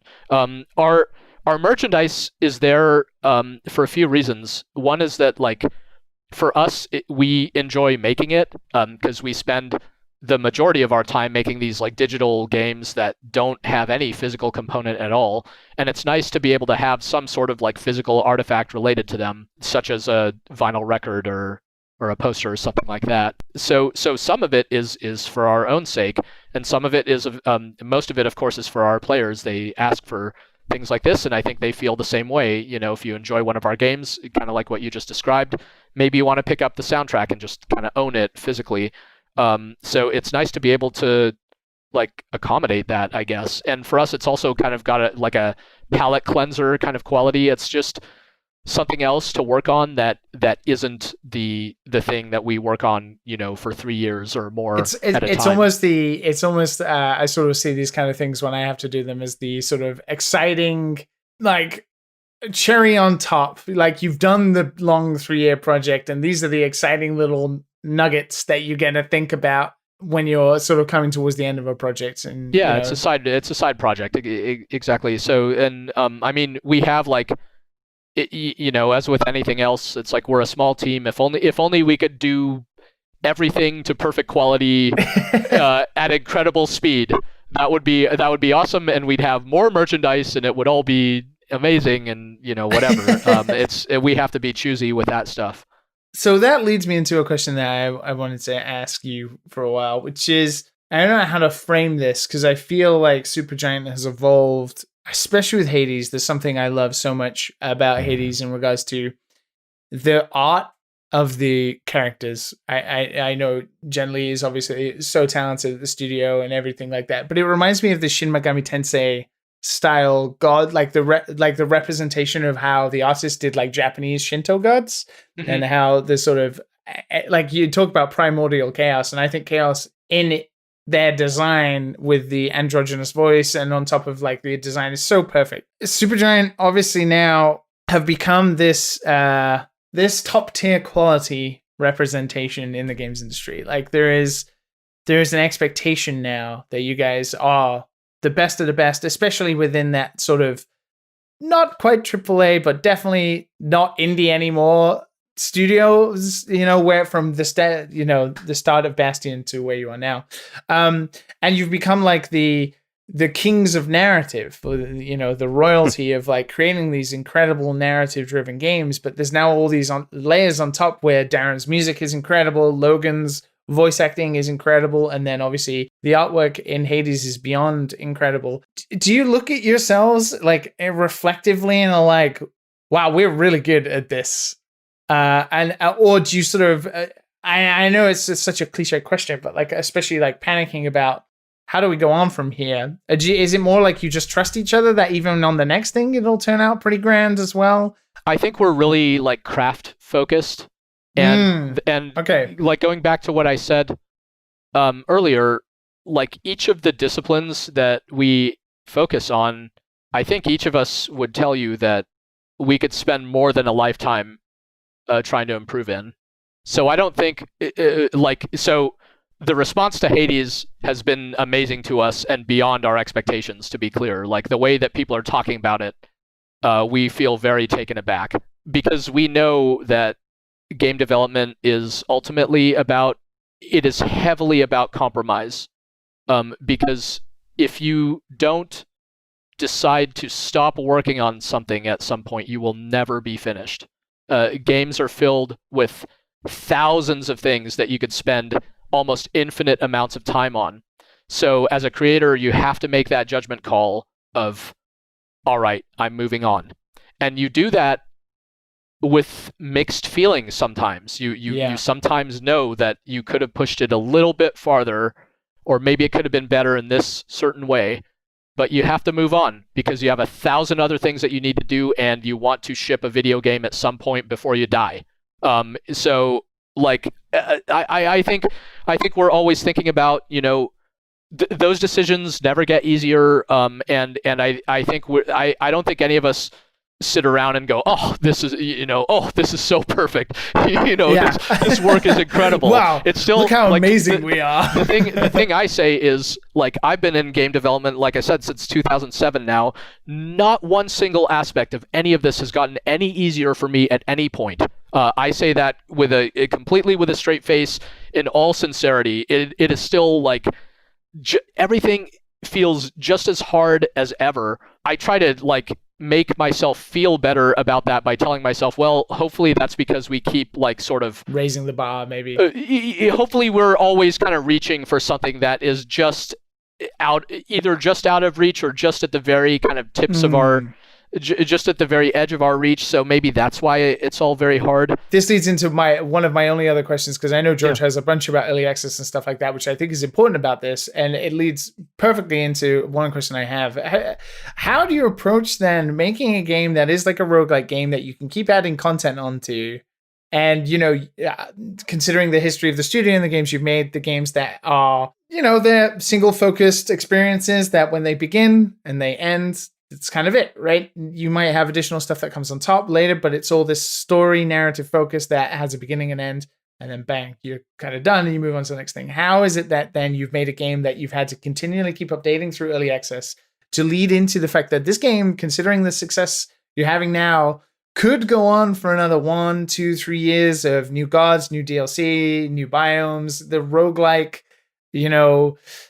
conundrum as a creator, which is I can do almost an infinite amount of things. How do you call quits on something like that at this moment now is going to guarantee you some level of success and sustainability for the studio for the next 2 years, and also balance the fact that, and I know this heavily, which is everybody wants to move on to the next thing. Everybody wants to start doing the next project. How are you guys approaching that now, considering the previous experiences? Yeah, so that I think the narrative once again is in some respects the key there. Like the part of, so first of all, the way we approached it through early access was almost approaching the story almost like a serial type of, like a TV show more than like a movie, to draw an analogy there. Like episodes or something. Yeah, the early access launch was kind of like the pilot episode, as it were. It set the story in motion. It introduced much of the cast of characters, but through the course of our major updates in early access, we introduced new characters, expanded on the story, expanded on each and every character in the game, and the story grew substantially. And we always said that the true ending would come as part of our 1.0 launch. So our 1.0 launch included just about the biggest ever sort of new influx of narrative content, including a lot of key stuff at the end, like I said, the true ending. So to come back to your question directly, the story is very much resolved from our perspective, more than some might even expect. Like, it goes on for quite a while. From a certain point of view, there's DLC already built into this game, because the story goes much farther, I think, than players would probably expect. And we held nothing back from our 1.0 launch, and we kind of said that we went all in on this. We approached the ending of the game in the most ambitious way that we could think of. We pushed ourselves to kind of make the most of the idea that we had for it, and fully deliver on it as much as we could. And that means we're not sitting on a bunch of DLC stuff that we're going to roll out. We don't. Let's move into Egypt now. What we've said is we're gonna take after this launch settles, because we're still supporting the launch. We're working on cross saves and we're still busy with the game for sure. But once that settles down a bit, we're gonna take a break because we've been pushing for a while. And nice. And then we're gonna plan what's next. But there's no foregone conclusion.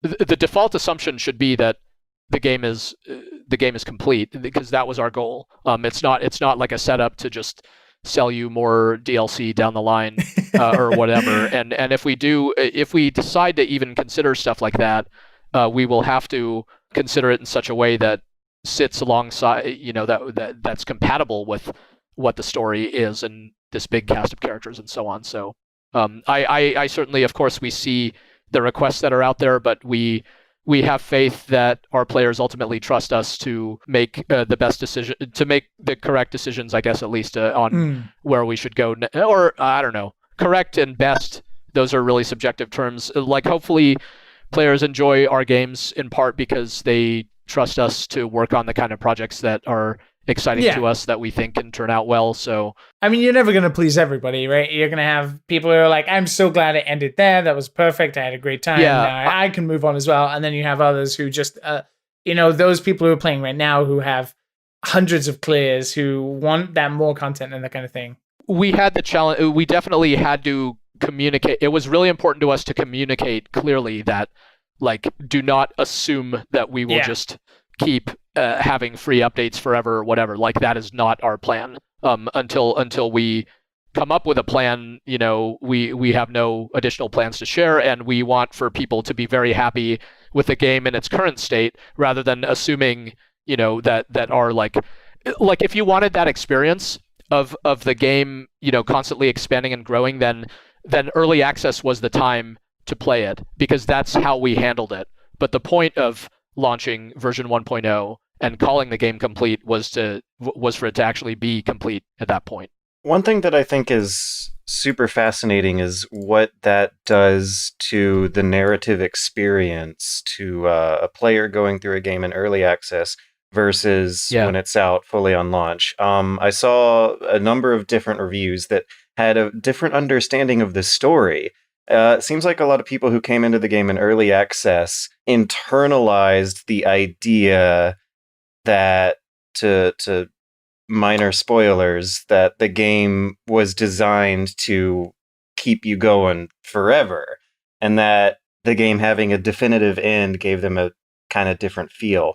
It reminded me of when the Hitman 2016 episodes were coming out, and there was a lot of talk in podcasters and pundits who were actually appreciating that they had a week to fully ingest every episode, and that they didn't feel the fatigue of going into a new level with a more pressing deadline and a little bit more of a mental exhaustion from the previous one.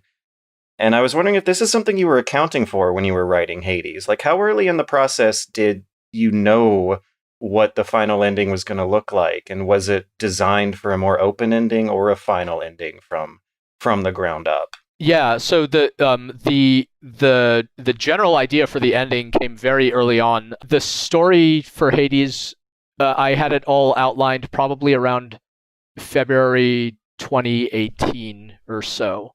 So that was like four months or so into development. We basically knew what the beginning and end of the story was going to be, in theory, knowing that an outline is an outline. It's supposed to be high level because you're gonna like figure out the details as you go. I always keep my outlines very, very high level because our games take so many twists and turns in development, and I need to be able to like adapt the story to where the design is going. Was that a twist or turn, or like by design for it to have kind of open endings? The idea of the open ending was there from the start. That was like each of our games. We've had like a different sort of design philosophy around the ending. So Pyre, our third game, I would refer to it as our Fallout ending, because I really wanted an ending where at the end of it's also kind of a Fire Emblem ending, I guess, where at the end of the experience, you just kind of reflect back on everything that happened, how your actions affected everybody, the world around you. And the kind of micro decisions that you made would be fed back to you in this kind of very like personalized way, where there were we counted there were literally like hundreds of millions of possible ending permutations in Pyre based on the decisions that you made. And then in Hades, one of the sources of inspiration for me for the ending was actually the game Red Dead Redemption, which is one of the only games I've played that has a very strong narrative conclusion, yet also really strongly justifies why you can continue play after that point. Because like open-ended games present a paradox from a storytelling perspective, because like the basic rule of storytelling is that at the end of a story, something has to change. There has to be some kind of like world-changing event, world referring to the world of the story, from which there is, like a point of no return. And that's the whole point of a story. You go from the beginning to a dramatic end. That's why, endings like It Was All a Dream are considered such a cop-out, because it's telling the viewer, oh, we just wasted your time. Just kidding. Nothing actually happened. So something has to change. But how does something dramatic happen while also allowing the player to keep going? It seems like a paradox. So you have to come up with something, and we felt like we had an idea for that. Like I said, I thought Red Dead Redemption did that very dramatically, and we thought we had an idea for how we could do that in Hades. Basically, like shift the context and make some pretty big changes, but otherwise allow the player to proceed with kind of like a new point of view. So we were excited about that early on. We didn't start developing it, but I mean, we've been working on ending-related content for like almost a year now. It's been a lot, but yeah, we didn't. We had the idea early on. We didn't start working on it until later on in development, and then we kind of like, we there were different versions of it. We did consider versions where like, we could roll the credits and take you back to the main menu, and then you could load your game, and maybe just it's more of a New Game Plus thing or something like that. The story falls off. It's like, nah, that feels so weak compared to the kind of bigger idea, which was more work, but it just felt more worthwhile to pursue the way that we pursued it. And after the so-called true ending where the credits roll, there's a whole epilogue beyond that some players have experienced. There's like there's a lot that happens after the ending. One more thing I want to say about it is we wanted the ending to be like a stopping point for many players. Like we wanted players to feel like, now I can stop if I want to, as a result of several moments in the story that are meant to provide a sense of satisfying closure and completeness. Because otherwise with a game like this, like some people are like, oh, it's so addictive. And I always, I think people generally mean that in a good way, but I'm very leery of the word addictive when it comes to games, because there's games that can be addictive in a really negative way. And we have no interest in players just like playing this game forever because they're like addicted to it or what. Like have a positive experience with it and then move on to some other game, and play it as much as you feel is satisfying, and get to these moments in the story where you're like, okay, I did it, and now you can safely kind of walk away. Which I guess kind of begs the question, and that is, do you think there is going to be a big future for quick, close-ended, single-player campaigns and an economy where it's looking like a lot of gamers are going to be signed up to subscription services, and the linear single-player experience seems to now be dominated by these ridiculously expensive, like quadruple A experiences that most of us can't really compete in the same league of. I thought, I actually really did think that was going to be more of a thing, but it hasn't really happened yet.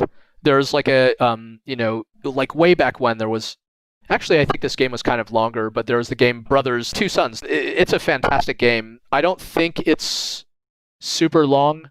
No. But yeah, I wish there were more short form games that just kind of, that don't, it's part of why we made games like Bastion and Transistor are sort of in that spirit, although those are still 8-hour, 6-hour types of games. It's not necessarily that short.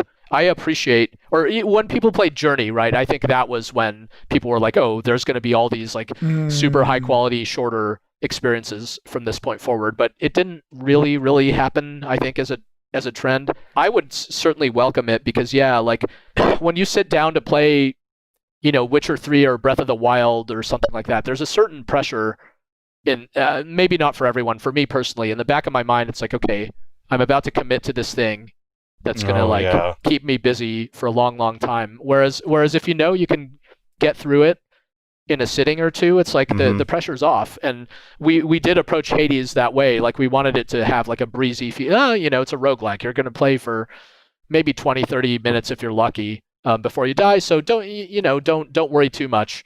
You're not really in this. You don't have to be in this for the long haul, like with the greatest story ever told from AAA developer X or something like that. But games are like the form is constantly shifting and evolving, right? Like I think what you're saying, even if it hasn't really taken off yet, I still think, it's very possible it will happen. Actually, VR games do a lot of what you're saying. A lot of VR games, I think, are like shorter in general and just kind of like present some sort of interesting experience and then get out of the way. I think it's cool that stuff like that is out there. So to kind of add on to that, but slightly different, more towards the early access point, was, we spoke earlier in the show before you arrived about Baldur's Gate 3, of course, launched last week. Your former GameSpot colleague, Kevin Van Ord, being part of that team. Congrats to those guys.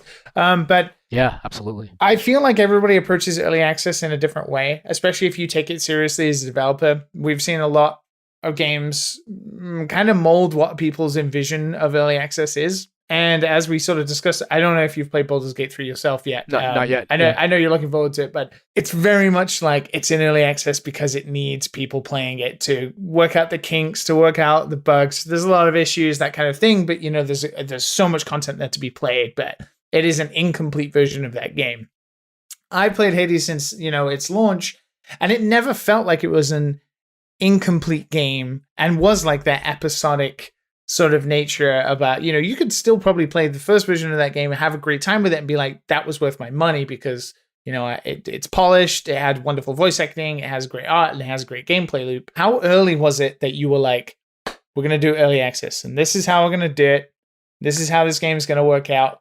And what was it you were looking to early access for? Was it just because you wanted the game out as early as possible and then develop it? Or were you like, let's see if people like it and then we'll carry on doing what we're doing? Yeah, so, early access, like I said, is literally the first decision on the project. We didn't have a theme. We didn't have a genre.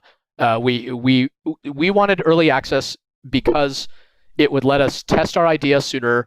It would let us kind of stay focused on the most impactful aspects of the game. Like our audience would help us navigate our development, whereas on projects where we work kind of in secrecy, what can happen in the middle of development is you could have some of that, having trouble seeing the forest for the trees type of thing, where you could really start to go deep on aspects of your game that like you actually don't really know if anybody cares. No idea. Just no idea.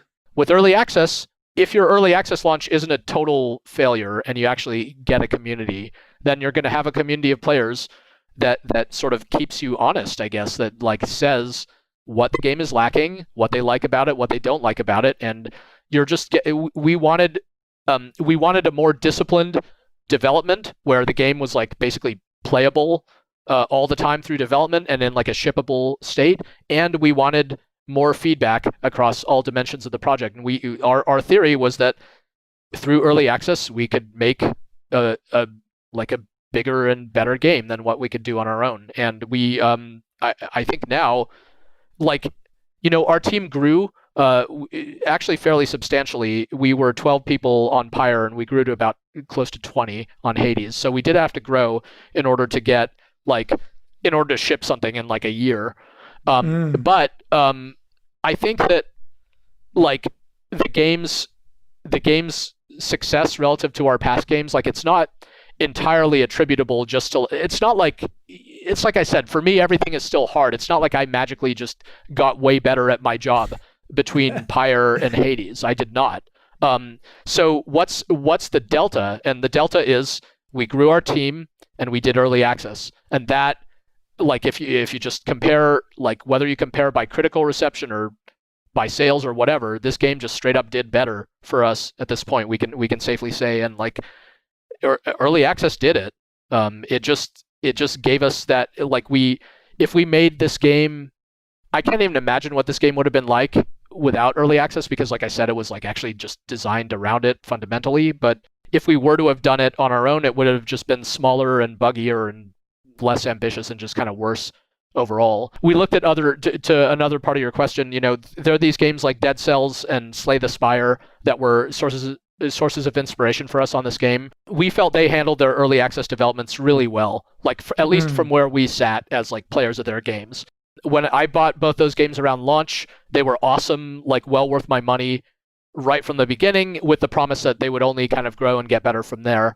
And then, I played them once they had reached their version 1.0 and liked them even better, basically. So that was kind of broadly those kind of games we felt set the standard for what like a great early access experience would be. We wanted to make sure that the game was like worth people's money. We're not like borrowing people's money. It's like, yo, this needs to be worth it like right now, and with the promise that it will continue to improve. So that was our standard for it.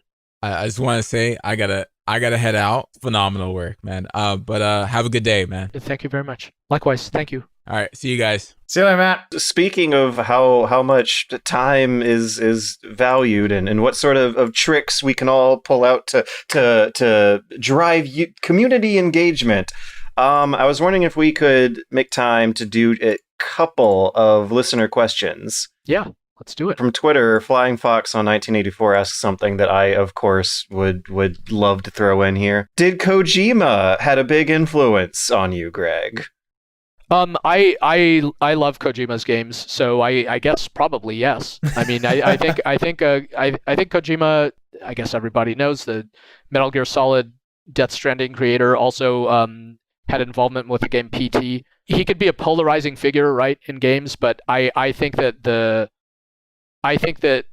games that he's worked on are one of a kind, and I'm pretty like, to me I'm comfortable with like separating the work from the creator in general. I don't know Hideo Kojima personally. I don't know what kind of guy he is, but from the games that he has worked on have pretty consistently left a strong impression on me for sure, and done really interesting kind of wild stuff that I haven't seen other games do. I think there are very few creators with his level of influence that have the kind of budget that he has, I guess. Like, he's made very unusual games with like very high production quality, which is quite unique in this industry. So yeah, I still remember moments basically from all those games quite vividly because they've had, yeah. Would you agree with Kojima that video games are inherently postmodern? I don't. I would need more context on that. I'm not sure. I wouldn't say that myself necessarily. I don't know. Like, what does that mean to you when you hear that? It's having me wonder what interview quote got translated into the word postmodern, because right. that word can mean a number of different things depending on the interpretation. Yeah, if he means like that they kind of are self-referential or like kind of self-aware. It's the narrator in particular. Yeah, I mean, I think games are like, I like that games are so almost formless compared to other media. They have fewer standards. They're only characterized by their interactivity. And even that is sometimes stretched. Yeah, they could be anything. I don't know. I don't know if that means that they're postmodern or not. I feel like whatever time we're in now is in like the quadruple postmoderns, because everything is a weird genre-defying life being the art that art is intimidating. So it's so weird. I personally don't feel that way at all. I feel like in games, especially now, we're in a loop where a lot of games are repeating what older games did. Yeah. In abundance, and we reference old techniques like pixel art and how to make games from multiple different eras across video games, and we kind of sort of in an infinite loop are repeating. While we are having people who certainly push the ground, I think maybe Kojima is maybe only one of the people that could say he personally makes games that are sort of postmodern, but as an industry as a whole, I don't think so. It's intriguing though. Someone in Discord asks, seeing as how Supergiant has never made a bad game, is there a particularly obscure, offbeat, hardly known work of art, game or otherwise, that everyone calls trash, but you know better? I like a lot of bad movies. I'm sure the answer, I'd have to, nothing is springing to mind immediately. I do say that one of the things I miss about working at GameSpot is that I don't really play bad games much anymore, because even if you only play really great games, there's still not enough time in the day. But at GameSpot, if something's got to be reviewed, you don't really you don't know how good it's going to be up front. The thing about bad games is they they weren't, in most cases, they weren't intended to be bad. Just something happened, and there's probably some really, there was some ambition there. There was some good idea there that didn't quite pan out. And I think there's more to be learned, I think, from failure than from success in many cases. Because when I play Uncharted 2 or something, I'm just like, back in the day, how did anyone make this? I have no idea. This is just people at the pinnacle of their craft. This is impeccable. Oh my God, I'm a failure. That's my experience. I play Witcher 3 wincing the whole time. Oh man, this is so good. This is how I feel when I play Hades. I'm sorry to transfer that feeling, I guess, but you know what I. Whereas when you play a game that's less good, you can see what they were going for. And you're like, wait a minute, that's a pretty good idea. They just kind of maybe if they did it this way, or maybe if they didn't run out of time or something like that. So I think I try to never be disparaging of bad games for that reason. Also, it's it's a miracle that any game ships, because it's so hard just to make something that people, even a game that you don't like very much, people probably worked really, really hard to make it even what it was. I have a lot of respect for so-called bad games, I think, for that reason, and I think it's interesting to see what different developers go for. Yeah, but I don't know. Nothing comes to mind as my guilty pleasure type of game right this second. But I grew up watched a lot of kung fu movies and giant monster movies and that sort of thing that I think objectively are not considered, they're not considered the height of cinema or anything, but I love them for what they are. Yeah. Someone in Patreon named Bro wanted to ask what working with NoClip was like. Do you think that Hades' development process changed to it, even if unintentionally? Oh, yeah. So we're working with Danny O'Dwyer and Jeremy Jane from NoClip have been documenting the development of Hades since our early access launch. They've been amazing. I mean, I think that they would be really disappointed if we changed our development process to accommodate them, because their goal is to document a process honestly and kind of be a fly on the wall. I think we've been successful in that. One of the ways that we've done it is that we actually do a lot of the filming ourselves and send them the footage. So it's not like they're just at our office day in and day out and following us into the break room or something like that. I was wondering about that, because just Jeremy's always there with his camera. They've been extremely professional and respectful. Just they've been amazing, and I think they've made people like me. Since my GameSpot days, I'm more comfortable talking to a camera. I'm more comfortable talking to a cold camera than talking to a human being, quite frankly.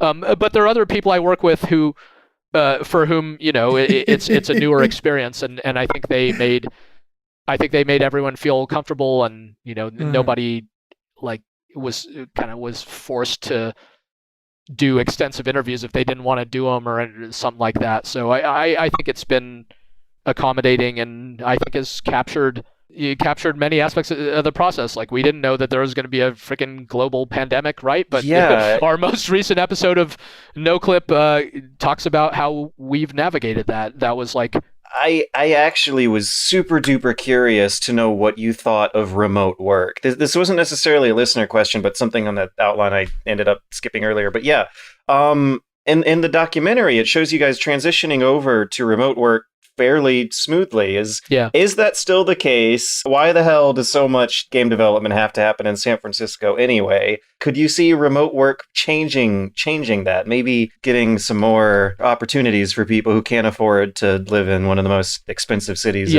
in the States, if not the world right now, Yeah. I mean, I think my personal opinion is remote work in game development is here to stay, at least for the foreseeable future. I think it's always been here. Also, like part of the reason we were able to transition smoothly is because, like we talked about earlier in the conversation, Darren and Logan. Darren's in the Bay Area now, but he was New York. Yeah, I mean, our audio director and voice actor being in New York didn't prevent Bastion from happening. In fact, it's the only reason it happened, right? Like, because Logan was not going to move to the Bay Area to work on Bastion. So we've always had at least partial remote work be part of our way of doing things. I'm personally, I like it, I guess. Like, I don't love commuting to San Francisco, and I don't have to do that anymore. I just literally get more time that I can spend on work or on some other thing. There's definitely important stuff that happens when you can be in the same physical space as your colleagues. So I don't think it's like a hands down improvement. And I do worry that something, I talk about this, I think, a bit on the NoClip episode as well. I do worry that something important does get lost. And I know for a fact that some of the like little ad hoc, off the, like outside of work conversations that have happened at Supergiant are the ones that have led to some of our most important ideas. Like, even though technically we weren't at work, we were just chatting, as friends or something like that, super important ideas came out of that. So I worry about the world where like those conversations cannot, like, how do you replicate those conversations? Do you bother someone on Slack? Do you just like cold call them or something? So I haven't, yeah. Yes, that is exactly kind of like, it's weird because switching to remote work, personally, I've enjoyed it, and I feel like not too much has changed for me, but it's been a lot more back-end support of a project that's just released. I haven't had the crisis yet of how do you design a game without your team around. And I feel like what you just said is, it's like that desk to desk. Yeah. Stand up, walk over, and like, hey, what do you think about robots? Like, what are you thinking about this? And it's like that idea that if you have one of those burst moment ideas that you really need to bounce off somebody else to talk back to you, you're not going to be like, hey, can I schedule a meeting for 2 p.m. so we can all join on a call so I can be like, hey, robots. And I'm a little nervous about that. Like, I feel like, and you will never know if that's lost. You don't really know anymore if those were the special ideas that you came up when you've made that game prior. But I do worry about it. Yeah, same. I think that we, such as it is, we got lucky with the timing being what it was, because like our work on Hades was mostly cut out for us by the time we all switched to 100% remote work. And I know for a fact that, and again, we'll be faced with this, I guess, in the weeks and months to come, if and when we sit down to start planning our next thing, like that's going to be different. And the little, I think we're trying to, we're at least mindful of this, which I think is probably a step toward replicating it. And so I think just like I would just email something, like email is important for me sometimes I just like, back in the Bastion days, like a lot of the early ideas, it's just emails and stuff. It's like, man, sometimes I have to write stuff down instead of just say it. Like I'm a totally different person writing stuff down than like you're hearing me talk. It's just one run-on sentence after another. But when I write, I organize my thoughts, quite clearly by comparison. That's on the record forever. You gotta be careful. Yeah. So yeah, we I don't know how we're gonna replicate that exactly. That's something that people are gonna have to figure out, I guess, as time goes on. Absolutely. Such a weird time to have to be alive and figure everything out. Well, with that being said, unless you have any more final thoughts to add, I think we touched base on most of the bases I wanted to run you through. It was lovely. Thank you for the wonderful interview and the almost decade of wonderful games. Yeah, thank you, intern, very much. And yeah, we really, really appreciate the support, the kind words that this game is getting. It was, like I said, it was not something that we really could have anticipated. And that's, you have people enjoying it in early access, but we wanted to make sure we stuck the landing, as it were, and ended strong on this game, if only to our early access players who'd been with us for so long. So we wanted them to be happy primarily, and the fact that so many other people are happy is a really nice side effect. We wanted to make a game that, it's a game set in the underworld, but you discover that it has some lightness to it. It's more lighthearted than you might expect, and we wanted it to bring players a sense of contentment and kind of happiness even, and it's been really good to see it being able to do that. So yeah, thank you very much. It's resonating socially because of the times we're in. I guess that was a happy accident that could not have been foresaw 2.5 years ago. But we did this with Pyre as well, though less so with this game. It's like I think that there are enough dark, despairing, bleak stories out there. Like, I get it. The world sucks and people are crap. I know.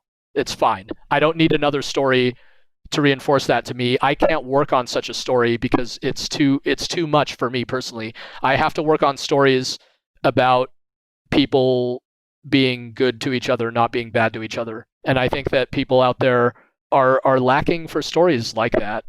So that's that was the little roll of the dice we took. Like, what if people want a story that doesn't make them feel terrible?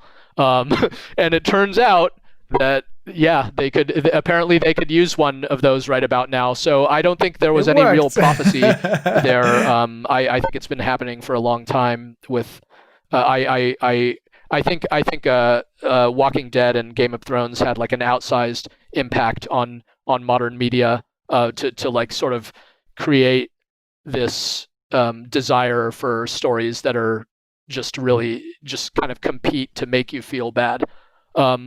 And I think that some of those stories are really well told and really well executed, but on a personal level, I've been a bit sort of burned out on them for some time, I think. So trying to put the stories into the world that we would like to see, that sort of thing. What happened to hope? Hopefully, all of our own stories will turn out all right. Find some ways to pull up the happiness out of the dark subject matter we're all indeed. We're all going through. Yeah, let's hope so.